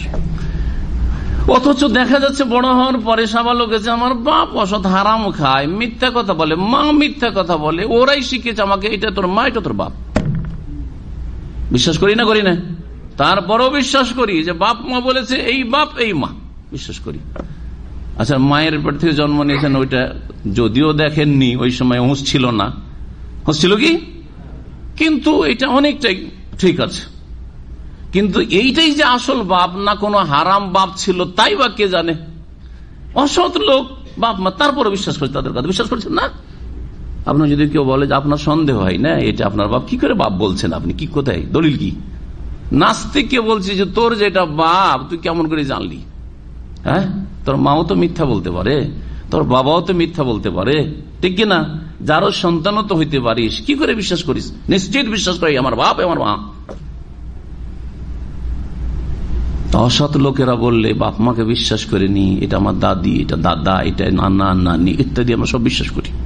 আর সবচেয়ে সত্যবাদী রব্বুল আলামিন, আসদাকুল কাইলিন, কুল সাদাকাল্লাহ, রাসূলুল্লাহ সবচেয়ে বড় সত্যবাদী মানব জাতির মধ্যে। আম্বিয়া রাসূলগণ সবচেয়ে বেশি সত্যবাদী। তারা সকলে বলেছে তাওহীদের কথা, এক আল্লাহর কথা, সকলে বলেছেন জান্নাত জাহান্নামের কথা, সকলে বলেছেন এইটা দুনিয়া কর্মজগৎ আর আখিরাত হচ্ছে বদলার জগৎ। বিশ্বাস করবেন না? একদিন কিয়ামতে উঠতে হবে, সমস্ত নবী রাসূলগণ বলেছেন, তারা সত্যবাদী। বিশ্বাস করবেন না? সুতরাং আল্লাহর কাছে দোয়া করে আল্লাহ যেন অসৎ লোকদেরকে, বেদিনদেরকে আল্লাহ হেদায়েত দান করেন। আল্লাহ আমাদেরকে হেদায়েতের অটলতা দান করেন। না দেখে বিশ্বাস করা শর্ত। না দেখে বিশ্বাস, এমন বিশ্বাস আমরা করি, এটা যদি লম্বা করি মেলা কথা হয়ে যাবে। সুস্থ মানুষ গেছেন ডাক্তার কাছে, যাওয়ার পরে বলছে যে আপনার হার্ট এখন ব্লক, এক্ষুনি মারা যাবে, এমন ভয় দেখায়, সব বিশ্বাস। কি করতে হবে? এক্ষুনি অপারেশন করতে হবে, আর বাড়ি যাওয়া চলবে না। কত লাখ টাকা লাগবে? পয়সাওয়ালা 50 লাখ। বলছে ঠিক আছে। বিশ্বাস করছেন না করছেন না? এর চাইতে ছোট উদাহরণ, আমরা অনেক সময় যাই, সারা জীবন প্রেশার শোনেন, সুগার শোনেননি, আর গেলেন আর ডাক্তার যাবে, আপনার তো প্রেশার আছে, কিসে দেখছেন আপনি? হ্যাঁ, মেশিন খারাপ থাকতে পারে না, বা আপনাকে ধোকা দিতে পারে না। হ্যাঁ, সুগার আপনার ব্লাড টেস্ট করেছে, যে টেস্ট করেছে সে দেখছে, আপনি কি দেখছেন? আপনাকে রিপোর্ট দেখছেন যে আমার সুগার বেশি বা সুগার লো, কম, সব বিশ্বাস করছেন। না দেখে অনেক কিছু বিশ্বাস করছেন। বিদ্যুৎকে দেখতে পান যে তারের মধ্যে বিদ্যুৎ আছে, কারেন্ট আছে, জীবনে হাত দেবেন? নাস্তিক বলুক তো যে আমি এইসব কথা বিশ্বাস করি না, হাত দিয়ে দেবো, আমি তো দেখতে পাই না। যেই তারে বিদ্যুৎ আছে আর যেই তারে বিদ্যুৎ নেই, দেখতে কোনো পার্থক্য আছে নাকি? কোনো পার্থক্য নেই, না আছে? তারপর বিশ্বাস করছেন। যাই হোক, না দেখে বিশ্বাস করতে হবে। না দেখে কি বিশ্বাস করবেন? আজে বাজে কথা, যে যা বলবে তাই। হ্যাঁ, বড় পীরের নাম বিনা উজুতে নিলে কয়টা চুল পড়ে যাবে, পশম পড়ে যাবে, কয়টা? 2.5টা পড়বে, 3টা ওনার, 2টা ওনার, আবার 2.5টা কোন জায়গা থেকে পড়বে আল্লাহ জানে। আউযুবিল্লাহ। বিশ্বাস? জি। বড় পীর মায়ের পেট থেকে 18 পারা কোরআন মুখস্থ নিয়ে এসেছেন, বিশ্বাস? জি হ্যাঁ, কুফরি বিশ্বাস, শিরকি বিশ্বাস, গুমরাহি বিশ্বাস, জাহান্নামে নিয়ে যাওয়া বিশ্বাস। ভালো করে শুনে রাখেন। আউলিয়া গোস কুতুব অনেক কিছু দিতে পারেন, তারা মরেও মরেন না, তাদেরকে মৃত বলা ঠিক হবে না, তারা অসাধারণ ক্ষমতা রাখে। কুফরি বিশ্বাস, শিরকি বিশ্বাস, বোঝা গেছে? মানুষ রুহানিয়াতে উন্নতি করতে করতে তার চোখের সামনে এই যে পার্থিব চোখ আর থাকে না, তখন এই চোখের সামনে পর্দা যে থাকে সেই পর্দা খুলে যায় আর সবকিছু দেখতে পায়, এর নাম হচ্ছে কাশফ। সুতরাং ওলি আউলিয়া সবকিছু দেখতে পায়।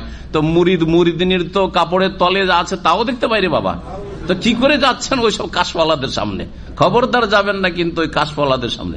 আমরা দেখতে পাই না, আমাদের সামনে আসলে কোনো অসুবিধা নেই, কিন্তু কাপড় দিয়ে ঢাকা আছে, আমরা বাস অতটাই দেখছি যে কাপড় আছে, বুঝতে পারছেন না? জি হ্যাঁ, আউযুবিল্লাহ, শিরকি কুফরি বিশ্বাস, এসব ভণ্ডামির শেষ নাই। জি হ্যাঁ, এসব বাতিল ধর্ম ইসলামের নামে কি করে আসলো? কোরআন সুন্নাহর ধর্ম, দিন শিখুন এবং পালন করুন।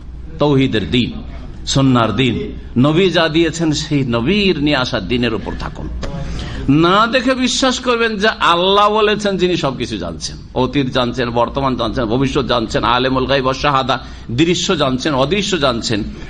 আল্লাহ যা বলেছেন রব্বুল আলামিন, এবং আল্লাহ রাসূল সাল্লাল্লাহু আলাইহি ওয়াসাল্লাম, তার কাছে ওহী করা হয়েছে আল্লাহর পক্ষ থেকে, তিনি অনেক কিছু জেনেছেন, আসমানি খবর যা আমরা জানি না, আসমানি বিধান, আসমানি সৃষ্টির রহস্য। সুতরাং তিনি যদি কোনো কিছু বলে থাকেন, সে দুনিয়ার বিষয়ে হোক অথবা দিনের বিষয়, বিশেষ করে দিনের বিষয়ে, আকীদা, ইবাদত, আখলাক ইত্যাদি, তাহলে তা কি করবে? না দেখে বিশ্বাস করবে। এ কথা বলতে পারো না যে জোহরের 4 রাকাত ফরজ, এটার হিকমত কি, এটা তো আমি বুঝলাম না। না না না, তোমার নবী সাল্লাল্লাহু আলাইহি ওয়াসাল্লামের কাছে এইভাবে ওহী হয়েছে, সুতরাং মা আতাকুমুর রাসূলু ফাখুযুহু, রাসূল সাল্লাল্লাহু আলাইহি ওয়াসাল্লাম যা বলেছেন তা তুমি গ্রহণ করা। একটা বৈশিষ্ট্য যে যারা আল্লাহ ভীরু, কোরআন দ্বারা লাভবান হবে, তারা না দেখে বিশ্বাস করে আল্লাহ এবং রাসূল সাল্লাল্লাহু আলাইহি ওয়াসাল্লামের কথা। অদৃশ্য বিশ্বাসী। ওয়ায়ুকিমুনাস সালাত, দ্বিতীয় বৈশিষ্ট্য হচ্ছে তারা সালাত, ফরজ সালাত কমপক্ষে যথাযথভাবে প্রতিষ্ঠা করবে। কায়েম করা মানে যথাযথভাবে সালাত আদায় করা, নামাজ আদায় করা, ফরজ সালাত আদায় করা, ফরজ সালাতগুলি কমপক্ষে আদায় করবে। আদায় করা মানে কি? শুধু 5 টাইম পড়লেই হবে? হ্যাঁ, একটা হচ্ছে 5 ওয়াক্ত পড়তে হবে, 4 করা যাবে না, ভালো করে শুনে নেন। আর একটা হচ্ছে যে 17 রাকাত পড়তে হবে, 17 রাকাত ফরজ, 17 পড়তে হবে, সেটা তাতে কম করা যাবে না, একমাত্র সফর ছাড়া। সফরে না ছাড় আছে, 4কে 2 করা হয়েছে, এশার, জোহরের, আসরের। বাকি বাড়িতে মুকিম থাকলে 17 পড়ে, 17তে 15, 16 চলবে না। জি হ্যাঁ। তারপরে নামাজের কিছু রুকুন আছে, ফরজ, শর্ত আছে, ওয়াজিবাত আছে, সুন্নাত আছে, সবগুলি সহ পালন করতে, এটা যথাযথ কায়েম করা। তারপরে নামাজের জন্য ওয়াক্ত ফরজ, সময় শুরু হওয়া ফরজ, সময়ের শুরু এবং শেষের মাঝখানে হইতে হবে। আউয়াল ওয়াক্ত হইলে ভালো, না হলে মাঝখানে, না হলে শেষখানে। ওয়াক্তের আগেও চলবে না, সময়ের আগেও, সময়ের পরেও চলবে। জোহরের নামাজ সকাল 10টায় পড়ে বসে আছেন, হবে? হ্যাঁ, জোহরের নামাজ আপনি আসর পরে পড়ছেন, মাগরিব পরে পড়ছেন, হবে? হবে না। মাগরিবের নামাজ সূর্য ডুবার আগেই পড়ে নিচ্ছেন, হবে? হবে না, ওয়াক্ত মোতাবেক পড়তে হবে। নামাজের ভিতরে নামাজের রূহ আছে, সেটা হচ্ছে খুশু, একগ্রতার সাথে। একটা হচ্ছে বাহ্যিক নামাজের একটা বডি গঠন, কিয়াম, রুকু, সুজুদ, কাদা, বৈঠক, জলসা। আর নামাজের আভ্যন্তরের বিষয় হচ্ছে খুশু, একগ্রতা, বিনয়ী হওয়া, মনোযোগী হওয়া, আল্লাহর সাথে কথা বলছেন চুপি সারি, দুনিয়ার কোনো কিছুর সাথে সম্পর্ক নেই আপনার। খুশু সহ নামাজ পড়তে হবে। নামাজ কায়েম করা হচ্ছে নবী মুহাম্মদ রাসূলুল্লাহ সাল্লাল্লাহু আলাইহি ওয়াসাল্লামের তরিকায় নামাজ পড়তে হবে। আপনার মুরব্বীদের তরিকার নামাজ চলবে না, হ্যাঁ, কোন মজহাবি তরিকায় চলবে না। কার মজহাবে নামাজ পড়তে হবে? রাসূলুল্লাহ মজহাবের নামাজ পড়তে হবে। সাল্লু কামা রাআইতুমুনি ওয়াসাল্লি, যেমন আমাকে নামাজ পড়তে দেখলে সেরকম নামাজ পড়া। শুরু করেছেন নবী সাল্লাল্লাহু তকবীরে তাহরিমা দিয়ে, তকবীরে তাহরিমা দিয়ে শুরু করবেন। শেষ করেছেন নবী করিম সাল্লাল্লাহু আলাইহি ওয়াসাল্লাম সালাম দিয়ে, ও তাহলিল ওয়া তাসলিম, সালাম দিয়ে সমাপ্ত করবেন। যায় নামাজের দোয়া দিয়ে শুরু করবেন না, বিদআত। হ্যাঁ, তারপর ইখতাদাই তো বেহাজাল ইমাম দিয়ে শুরু করবেন না, ইমাম বিদাত করবেন না, আনা ইমামুল লিমান হাজার আল্লাহ এইসব বিদাতি কথা বলবেন না। তারপরে নিয়ত পড়বেন না, নিয়ত এইখানে আছে এইখানে নেই। জেহালত অজ্ঞতা যে এখানকার নিয়তকে এখানে নিয়ে চলে গেছেন। ঠিক পাগল আপনাকে বলবে যদি কান দিয়ে শুঙ্গেন, আতর নিয়ে কানে ঢালছেন, হবে? সামান্য একটু আতর যদি নাকের কাছে নিয়ে আসেন তো সেন্ট পাবেন, কিন্তু কানে যদি আতর ঢেলে ভর্তিও করে দেন কিছুই সেন্ট পাবেন না। হ্যাঁ, সেন্ট এখান দিয়ে আবার এটা বন্ধ থাকলে কাজ হবে না। তো যারা অন্তরে নিয়ত না করে নামাই তো পড়ে, তারা ওই রকমই যে কান দিয়ে শুঙ্গে আর নাক দিয়ে খেলেও তো একটা দানা যেতে পারে। হ্যাঁ, চোখ দিয়ে খায় আর জবান দিয়ে দেখে। যদি কে এইরকম যদি কথা বলে তো তাকে কি বলবেন? পাগল হয়েছে, একে পাবনা নিয়ে যেতে হবে। বিদাতীদেরকেও আল্লাহ রাব্বুল আলামিনের পাবনায় নিয়ে যেতে হবে, পাগলামি ঠিক করতে হবে, আর তারপরে তখন এরা হেদায়েত হবে। বিদাতির নিয়ত করবেন না, বিদাতি কাজ যেখান থেকে শুরু সেখানে শুরু। নবী সাল্লাল্লাহু আলাইহি ওয়াসাল্লাম শুরু করেছেন, আপনি শুরু করবেন, যেখানে শেষ সেখানে শেষ। তারপরে জিকির আজকার আছে, সম্মিলিত মোনাজাত নেই। জিকির আজকার তাসবিহ তাহলিল এগুলো আছে, মোনাজাত নেই, সম্মিলিত মোনাজাত। জি, নামাজ কায়েম করা। তৃতীয় বৈশিষ্ট্য হচ্ছে আল্লাহ ভীরুদের, যাদেরকে কোরআন হেদায়েত করবে, লাভবান হতে পারে কোরআন থেকে, মিম্মা রাযাকনাহুম ইউনফিকুন, যা তাদেরকে আমি উপজীবিকা দিয়েছি, দান করেছি, তা থেকে ব্যয় করে, খরচ করে। এই খরচ করা দুই রকম হইতে পারে। প্রথমত, এক হচ্ছে ফরজ খরচ, আর এক হচ্ছে নফল অতিরিক্ত, ফরজের অতিরিক্ত খরচ। সেটা হ্যাঁ, জাকাত ফরজ যদি হয়, খরচের ক্ষেত্রে তো ফরজ হচ্ছে জাকাত, আর নফল হচ্ছে সাদকা খেরাত, অতিরিক্ত দান খেরাত করা। মুসলিম অসহায় ভাই বোনদের জন্য দান খেরাত করা, রোহিঙ্গা মজলুম নারী শিশু এবং যারা হিজরত করেছে তাদেরকে আশ্রয় দেওয়া, তাদের জন্য ব্যয় করা। কখনো ফরজ আর কখনো নফল। ফরজ হইতে পারে আবার নফল হইতে পারে। আপনার না দিলে আর কেউ দেনেওয়ালা নেই, তাহলে ফরজ। আর যদি দেখা যায় যে হ্যাঁ অনেকে দিচ্ছে যথেষ্ট, কিন্তু আরো বেশি দিলে ভালো, তাহলে তখন নফল। এটা মনে করি না যে এটা নফল, শুধু যাকাতটাই শুধু ফরজ, আর অসহায় মুসলিমদের ভাই বোনদের সাহায্য করা ফরজ না। ফরজ ফরজ যদি বিকল্প কোনো ব্যবস্থা না থাকে, তাদের রুজি রিজিকের আশ্রয়ের বাসস্থানে, তাহলে ফরজ। জি, ফরজে কিফায়া হইতে পারে যদি এলাকার কিছু লোক দিলে কাজ চলে যায়, আর যদি দেখা যায় সবাইকে দিতে হবে, না হলে জায়গায় হবে না, এদের খাওয়া দাওয়ার ব্যবস্থা হবে না, তাহলে ফরজে আইন। এত সহজ বিষয় নয়, বিষয়গুলো গভীরভাবে বোঝার চেষ্টা করে। আল্লাহ রাব্বুল আলামিন যেন মুসলিম ভাই বোনদের মদদ করার তৌফিক দান করেন এবং তাদের পাশে দাঁড়ানোর তৌফিক দান করেন। সমস্ত স্তরের মুসলিমদেরকে ইসলামিক ভ্রাতৃত্বের হক আদায় করার তৌফিক দান করেন। ফরজ আর নফল বললাম। আর একটি ব্যাখ্যা বলছি, সেটা হচ্ছে যে ব্যয় করা যাকাতও হইতে পারে আর সাদকাও হইতে পারে, আবার ফরজ আত্মীয় স্বজনদের ক্ষেত্রে যে ব্যয় বহন রয়েছে সেটাও হইতে পারে, এবং এই ক্ষেত্রে ফরজ নফল দুটোই হইতে পারে। আত্মীয় স্বজনদের খরচ খরচা বহনের ক্ষেত্রে দুটো স্তর আছে, একটা ফরজ স্তর, ওয়াজিব স্তর, একটা হচ্ছে নফল অতিরিক্ত স্তর। ফরজ স্তর যেমন আপনার স্ত্রীর ভরণ পোষণ দিতে হবে, ফরজ না নফল? ফরজ। ছেলে মেয়েদের, নাবালক ছেলে মেয়েদের ভরণ পোষণ ফরজ। সাবালক রুজি রোজগার করে খাচ্ছে, ইনকাম করতে পারছে, ফরজ না নফল? নফল। বুঝতে পারছেন? স্ত্রী চাকরি করছে, ওর ভরণ পোষণ দেওয়া ফরজ না নফল? ফরজ। আসতে হয়ে গেল আওয়াজ। তার মানে অনেকে আছেন যে স্ত্রী চাকরি করলে তোর খরচ তুই মেনটেন কর, আর দিব না, নাকি? চলবে না, চলবে না। যদি কোটি কোটি টাকার মালিক হয়, একটা পয়সা খরচ করে তাকে খেতে হবে না, কারণ আপনার দায়িত্বে আপনার বিবাহ বন্ধনে এসেছে। আপনার চার্জ করার কোনো অধিকার নেই যে তোমার বেতনগুলি কি করছো, কোথায় কি করছো, জানতেই পারলাম না, এটাও বলার আপনার অধিকার নেই। ইচ্ছা হইলে আপনাকে দেবী, আপনার ছেলে মেয়ের জন্য কিছু খরচ করবে, না হইলে আপনি। কেন? তুমি যে নেতা হয়েছ। আর রেজাল কাওয়ামুন আলান নিসা বিমা ফাদ্দালাল্লাহু বা'দাহুম আলা বা'দ, এক তো শ্রেষ্ঠত্ব তোমার, আর যে নেতৃত্ব পেয়েছে তাকে খরচ করো। অবেমা আনফাকু, আর যেহেতু স্বামী খরচ করবে, আল্লাহ বলছেন স্বামীকে খরচ করতে হবে। স্ত্রী যদি কোটি কোটি টাকার সম্পদ নিয়ে আসে বাপের বাড়ি থেকে, আপনার জিজ্ঞাসা করার কোন অধিকার নেই যে টাকাগুলো কি করলে, কিছু সংসারে লাগাও। আজকালকার এই মডার্ন শিক্ষিত লোকেরা, স্ত্রী প্রফেসর আর সে হচ্ছে আর একটা কিছু, আর তারপর দুইজন ইনকাম হচ্ছে 50-50, তুমি 20,000 দাও, আমি 20,000, মান্থলি 40,000 খরচ, তুমি আধা আমি আধা। এইসব চলবে না, এসব চলবে না। ইসলাম এত সুন্দর দিন, তারপরে ইসলাম এই সুবিচার করেছে। তোমরা সভ্য, আজকালকার দুনিয়ার যে সভ্যতার দাবি করছো, তোমরা সুবিচার করতে বলে, আর তোমরাই মানবতার দাবি করছো আর সভ্যতার দাবি করছো। অসভ্যগুলো আল্লাহ হেদায়েত দান করে। কোরআনে কারীম ছাড়া, দিন ছাড়া, ইসলাম ছাড়া কোথাও আসল সভ্যতা নেই এবং আসল সুবিচার নেই। তো ভরণ পোষণ দেওয়া ফরজ আর নফল বুঝাচ্ছিলাম। ভরণ পোষণ দেওয়া বাপ মায়ের ফরজ না নফল?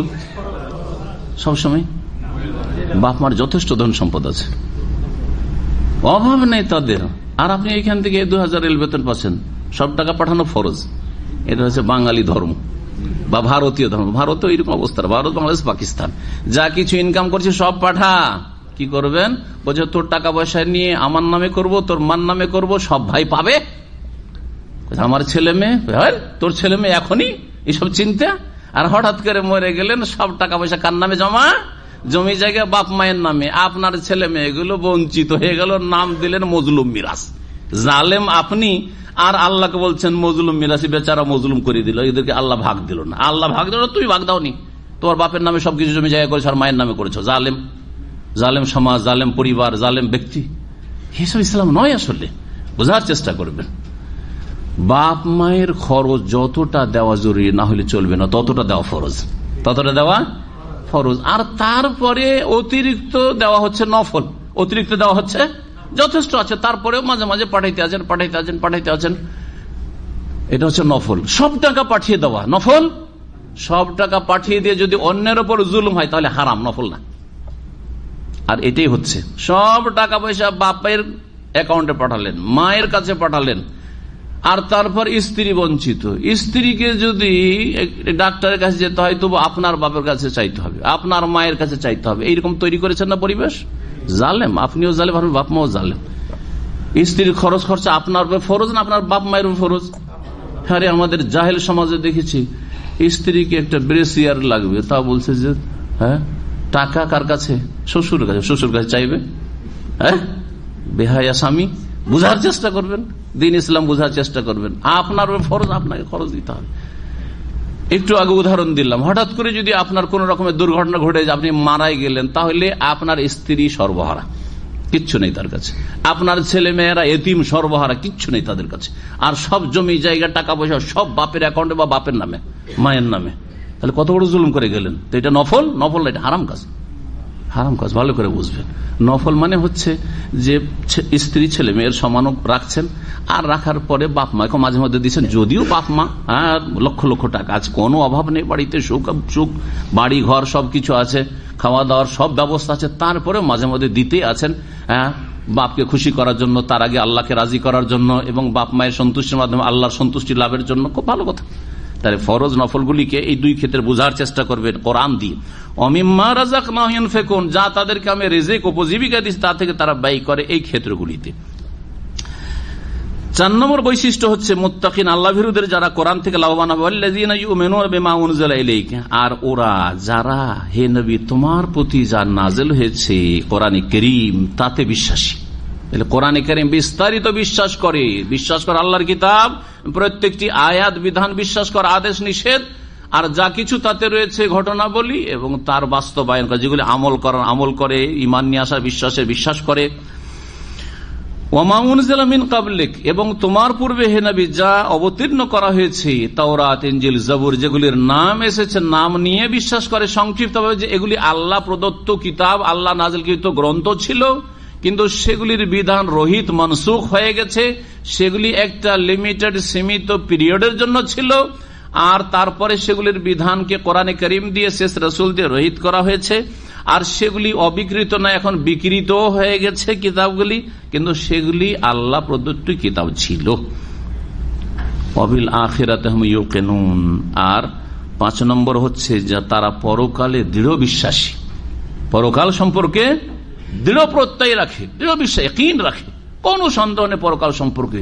যেমন এখন যে দিন, আর এখন যে আমরা ইসলামী সেন্টারের হলে বসে আছি, এতে চোখে দেখে বিশ্বাস করছি, ঠিক না? ঠিকই তেমনই এইরকমই ইয়াকিন যে আমার আপনার মওত আছে, আর মওতের পরে আখিরাত আছে। যদি সামান্য পার্থক্য থাকে তাহলে আপনি সন্দিহান, আর সন্দিহান মুসলিম না। কি জানি হবে, বিশ্বাস করি, তবে কি জানি, তাহলে মুসলিম না, আপনি অবিশ্বাসী। আপনি একটা বিষয় অবিশ্বাস যদি করেন যেটা স্পষ্ট কোরআন এবং হাদিস দ্বারা, তাহলে আপনি অবিশ্বাসী, বিশ্বাসী মুমিন না। অবিল আখিরাতি হুম ইউকিনুন। এই বৈশিষ্ট্যগুলো, এইরকম আরো বহু বৈশিষ্ট্য বিভিন্ন জায়গায় কোরআনে কারিমে মুমিনদের, মুত্তাকিনদের বর্ণনা করা হয়েছে। যেমন সূরা ফুরকানে ওয়াইবাদুর রহমান বলে রহমানের বান্দাদের গুণাবলী বর্ণনা করা হয়েছে। সূরা মুমিনের শুরুতে 10-12টি গুণাবলী, কাদ আফলাহাল মুমিনুন আল্লাযীনা ফি সালাতিহিম খাশিউন, এইরকমই মুত্তাকিনদের আরো গুণাবলী বিভিন্ন সূরায় আয়াতে বর্ণনা করা হয়েছে। আল্লাহ বলে বলছেন, যারা এই বৈশিষ্ট্যগুলো নিজের মধ্যে তৈরি করতে পারবে, উলাইকা আলা হুদাম মির রাব্বিহিম, ওরাই তাদের প্রতিপালকের পক্ষ থেকে সঠিক পথের উপর প্রতিষ্ঠিত, সরল পথে কায়েম, তারা প্রতিষ্ঠিত। তাহলে আল্লাহ নিশ্চয়তা দান করছে যে এই রকম গিয়ারে যদি চলো, যে গিয়ার বলা হইল, তাহলে তোমরা সরল পথে চলছো। তাহলে তোমাদের গাড়ি রাস্তার নিচে, রাজপথের নিচে নামবে না, দুর্ঘটনা ঘটবে না, জাহান্নামের সম্মুখীন হবে না। ওয়াউলাইকা হুমুল মুফলিহুন, আর ওরাই হচ্ছে সফল কাম, যারা হেদায়েতের উপর দুনিয়াতে কর্মজগতে প্রতিষ্ঠিত থাকবে সঠিক পথে, তাদের শেষ পরিণাম হচ্ছে সফলতা লাভ করা জান্নাতের মাধ্যমে আর জাহান্নাম থেকে রক্ষার মাধ্যমে। ওয়াউলাইকা হুমুল মুফলিহুন, ফালাহ হচ্ছে সার্বিক কল্যাণ হাসিল করা। এই জন্য নামাজ হচ্ছে আল ফালাহ, হাইয়া আলাস সালাহ, হাইয়া আলাল। সূরা বাকারার শুরুতে মানুষকে, মানব জাতিকে ভাগ করা হয়েছে। আল্লাহ ভাগ করেছেন, আল্লাহ সৃষ্টি করেছেন এবং আল্লাহ রাব্বুল আলামিন এই ভাগগুলি বর্ণনা করেছেন। মানুষরা নিজেরাই ভাগ হয়ে গেছে, কিন্তু মানুষ যে ভাগ হয়েছে এই ভাগগুলি আল্লাহ এখানে বর্ণনা করেছেন। প্রথম ভাগ হচ্ছে কাদের? মুত্তাকিন, মুমিন, বিশ্বাসী, আল্লাহ ভীরু, বিশ্বাসী আর সংযমী, যারা পাপ মুক্ত থাকতে চায়, মুত্তাকিন, আসলুল মুত্তাকিন, হুদালিল মুত্তাকিন। এক। 2 নম্বর, দ্বিতীয় শ্রেণীর মানুষ যাদের কথা আল্লাহ বর্ণনা করেছেন, তারা হচ্ছে কাফেরিন, অস্বীকারী। হ্যাঁ, কাফেরিন মানে অস্বীকারী, অমান্যকারী বা অবিশ্বাসী। মুত্তাকিনদের ক্ষেত্রে 4টি আয়াত কোরআনে কারিমে এখানে নাযিল করেছে। মুত্তাকিনদের ক্ষেত্রে, মুমিনদের ক্ষেত্রে 4টি আয়াত। কাফের, তাহলে মুত্তাকিনা হচ্ছে খালেস মুমিন, এক দল হচ্ছে খালেস মুমিন, খালেস বিশ্বাসী, খাঁটি বিশ্বাসী। আর এক দল হচ্ছে খাঁটি অবিশ্বাসী, তাদের ক্ষেত্রে মাত্র 2টি আয়াত যথেষ্ট। 2টি আয়াত এখানে যথেষ্ট করেছে আল্লাহ রাব্বুল ক্ষান্ত করেছে 2টি আয়াতে। তাফসীর শুরু করে ওই 2টি আয়াতের। আর একটি দল আছে যারা এই দুইয়ের মাঝামাঝি, খাঁটি মুসলিমও না আর খাঁটি কাফেরও না, এদিকেও তাল দেয় এদিকেও তাল দেয়। ওরা কারা?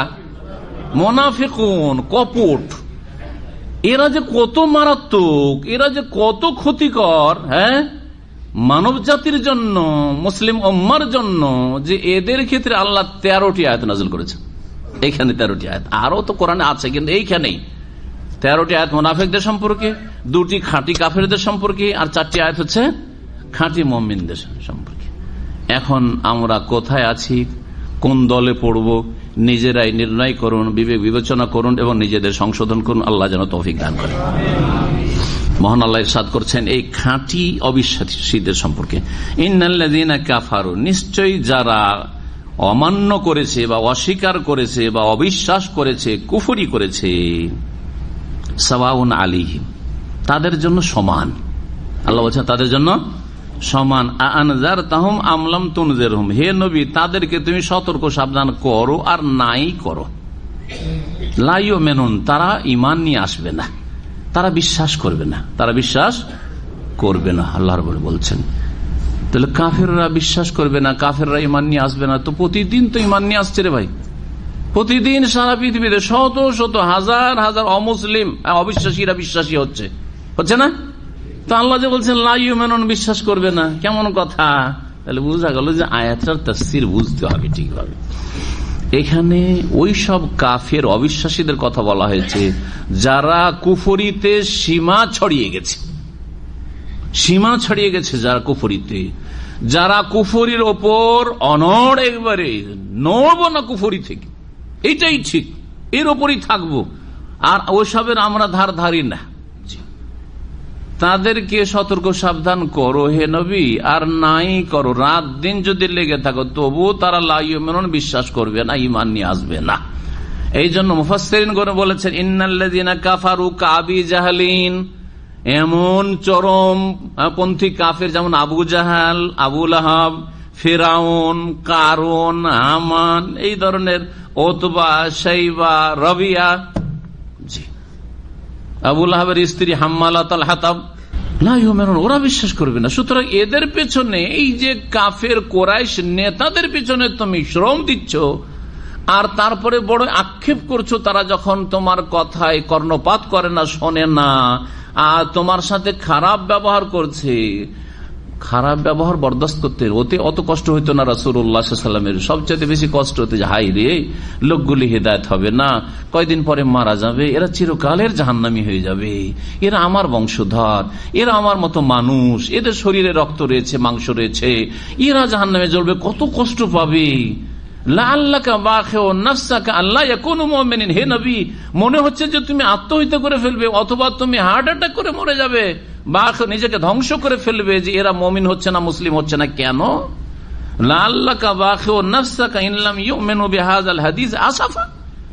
সূরা কাহফে আল্লাহ বলছেন, হে নবী, তুমি নিজেকে ধ্বংস করে ফেলে মরে যাবে মনে হচ্ছে আক্ষেপ করতে করতে।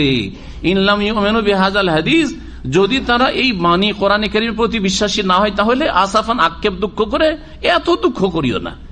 তোমার কথা হচ্ছে পৌঁছে দেওয়া, তোমার ডিউটি হচ্ছে হক আল্লাহর পক্ষ থেকে তাদের কাছে নিয়ে গিয়ে উত্তম পন্থায় রেখে দেওয়া। ফামান শাআ ফালিউমিন ওয়া মান শাআ ফালিয়াকফুর, যার ইচ্ছা হবে মানবে, যার ইচ্ছা হবে অস্বীকার করবে। ইন্না আতাদনা লিযালিমিনা নার, আমি আগুন প্রস্তুত রেখেছি জালেমদের জন্য, এসব জালেম। তো কট্টরপন্থী কাফের যারা কট্টর, দেখেন অমুসলিমদেরকে দাওয়াত দিতে গেলে অনেকে আছে একটা কথা বলবে না, কোন উত্তর করবে না, আপনার সাথে শেয়ারই করবে না, জীবনে হেদায়েত হবে না, জীবনে হেদায়েত হবে না। কিছু আছে অহংকারী, কথা বলবে কিন্তু অহংকারী কথা, বলবেন না আমার সাথে, কখনো হেদায়েত হবে না। অহংকারী, এই বিষয়ে কোনো কথা চলবে না, হেদায়েত হবে না। কিন্তু কাউকে যদি দেখেন যে আমার কিছু ভালোই লাগছে, তবে একটু সমস্যা, আমি যে পরিবার নিয়ে চিন্তা করছি, বাপ মা কি বলবে, সমাজে যাব কি হবে ইত্যাদি, হ্যাঁ, এদের হেদায়েতের আশা করা যেতে পারে। এরা কাফের হলো, এরা কুফরিতে অনড় নয়, একটু চিন্তা গবেষণা করছে, হিতাহিত জ্ঞান আছে কিছু, হ্যাঁ, জ্ঞানকে বিবেককে কাজে লাগাচ্ছে। বেনামাজি কে গিয়ে দাওয়াত দেন, ঠিক ওই রকমই পাবেন। বেনামাজি, কট্টর বেনামাজি, লা ইউমিনু, নামাজি হবে না। আর কিছু বেনামাজি আছে যে হুজুর দোয়া করিও, তাই না, যদিও কথাটা কাজে আসবে না, শুধু পরের দোয়া দিয়ে হেদায়েত হবে না, কিন্তু তার মধ্যে কিছুটা কল্যাণ আছে, যে নমনীয় সে, হ্যাঁ। আর আরেকজন, জান আপনার কাজ আপনি করেন, হ্যাঁ, এটা আমার পার্সোনাল ব্যাপার। একজন হেডমাস্টার বেশ কিছু আলেমকে জমা করেছে, তখন আমি যৌবনকালে মাদ্রাসাতে পড়ে শিক্ষক তখন, তো ওখানে নিয়ে গেছে, একটা ওয়াজ মাহফিল আছে, দিয়ে ওই যে মুরব্বী মানুষ, তার ছেলে হেডমাস্টারের সবই ভালো, বলছে আমার ছেলে সব ভালো, শুধু নামাজ পড়ে না। মৌলানা সাহেব, আমাদের দেশে মৌলানা সাহেব বলে, মৌলানা সাহেব আপনারা একটু আমার ছেলেকে বুঝান। আরে হেডমাস্টার অহংকারী, ও কি আর সহজে বুঝে? ওকে যখন বলতে লাগলো আমাদের মুরব্বী যিনি আলেম ছিলেন, তখন একটাও জবাব দিচ্ছে না। শেষখানে একটা কথা বলে উঠে গেল কাপড় ঝাড় দিয়ে, সেটা হচ্ছে নামাজটা তো আমার পার্সোনাল ব্যাপার। হ্যাঁ, নামাজটা তো আমার কি পার্সোনাল ব্যাপার, আমি পড়লাম না পড়লাম আপনাদের তাতে বলার কি আছে, এটা বলার উদ্দেশ্য। এতটুকু বললো না, বেয়াদবি করলো না, কিন্তু আপনাদের বলার কি আছে, এটা আমার পার্সোনাল ব্যাপারে, পার্সোনাল লাইফ। আউযুবিল্লাহ, এটা হচ্ছে সেকুলারিজম, এটা ধর্ম নিরপেক্ষতা। হ্যাঁ, যে শুধু এখানে ধর্ম আর এই নামাজ হচ্ছে আমার পার্সোনাল বিষয়, সুতরাং আপনার কেউ কাউ কিছু বলবেন না, যে পড়ছেন পড়েন, না পড়বেন নাই পড়েন, সব ঠিক।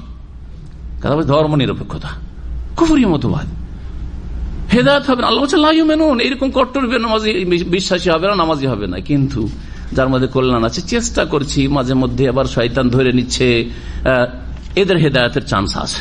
একটি আয়াত হলো কাফেরদের সম্পর্কে, খাঁটি কাফের। আর একটি আয়াত খাতামাল্লাহু আলা কুলুবিহিম, কেন এরা বিশ্বাসী হবে না, ঈমান নিয়ে আসবে না? আল্লাহ তাদের অন্তরগুলিতে মোহর মেরে দিয়েছেন। ওয়ালা সামঈহিম, তাদের কানে শ্রবণ শক্তিতে আল্লাহ মোহর লাগিয়ে দিয়েছেন। ওয়ালা আবসারিহিম গিশাওয়া, এবং তাদের দৃষ্টি শক্তির ওপর আবরণ পড়ে গেছে। ওয়ালাহুম আযাবুন আযীম। সুতরাং এই অবস্থায় যখন থেকে গেল আর চলে গেল, তখন তাদের জন্য মহাশাস্তি রয়েছে। কি রয়েছে? মহাশাস্তি রয়েছে। এখানে যে বিষয়টি লক্ষণীয় সেটা হচ্ছে হৃদয়ের ক্ষেত্রে, হার্ট কলবের ক্ষেত্রে, আর কানের ক্ষেত্রে, শ্রবণ শক্তির ক্ষেত্রে খতমের কথা, মানে খতম মানে মোহর লাগিয়ে দেওয়া, মোহর। আর চোখের ক্ষেত্রে কিন্তু মোহর বলা হয়নি কোরআনে কারীমে, সুবহানাল্লাহ, কোরআনের অলংকার। চোখের ক্ষেত্রে চোখে যদি দেখতে বাধা সৃষ্টি করে তাহলে আবরণ হয়, হ্যাঁ আবরণ, জি, পর্দা পড়ে গেছে, জি, এই জন্য গেশাওয়া সেখানে ব্যবহার করা হয়েছে। ওয়ালাহুম আযাবুন আযীম। এই মোহর আল্লাহ লাগিয়েছেন, তাহলে তো দোষ আল্লাহর, নাউযুবিল্লাহ, ঠিক না? খাতামাল্লাহু আলা কুলুবিহিম, তাদের অন্তরে কানে মোহর লাগিয়ে দিয়েছেন, আর তাদের চোখের সামনে আল্লাহ আবরণ পর্দা ফেলে দিয়েছেন। তো দোষ তো সব আল্লাহর বেঁচে গেল। আর ইয়ে তো মাশাআল্লাহ খুব ভালো মানুষ, এই কাজ আল্লাহ যদি না করতেন তাহলে তো খুব মুসল্লি হয়ে যেত না। জি হ্যাঁ, আল্লাহ রাব্বুল আলামিন মোহর লাগিয়েছেন না, আপনি মোহর লাগাবার ব্যবস্থা করেছেন। বলেন, মোহর লাগার ব্যবস্থা এই অসৎ লোক করেছে, সেই কাফের করেছে, সে বেদিন করেছে, বেনামাজি করেছে, সে নাস্তিক করেছে, সে দুনিয়াদার করেছে, পাপী করেছে। তখন আল্লাহ রাব্বুল আলামিনের চূড়ান্ত ফয়সালা হয়েছে যে তুই যখন এইটাকেই চয়েস করলি, তোকে চয়েসের শক্তি দিচ্ছে। আল্লাহ আমাদেরকে কিন্তু অপশন দিয়েছেন, খেয়ার, এটা নাও না এটা নাও, দিয়েছেন না দেন নাই? আমরা কিন্তু স্বাধীন।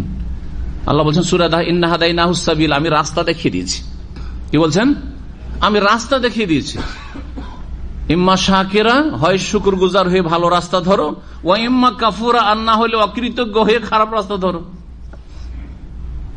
আল্লাহ রাব্বুল আলামিন আমাদেরকে ঠিক এমন জায়গায় ছেড়ে দিয়েছেন, সেন্টার পয়েন্টে, সেখান থেকে দুটো রাস্তা যাচ্ছে, একটা ভালো রাস্তা জান্নাতের রাস্তা, একটা জাহান্নামের রাস্তা।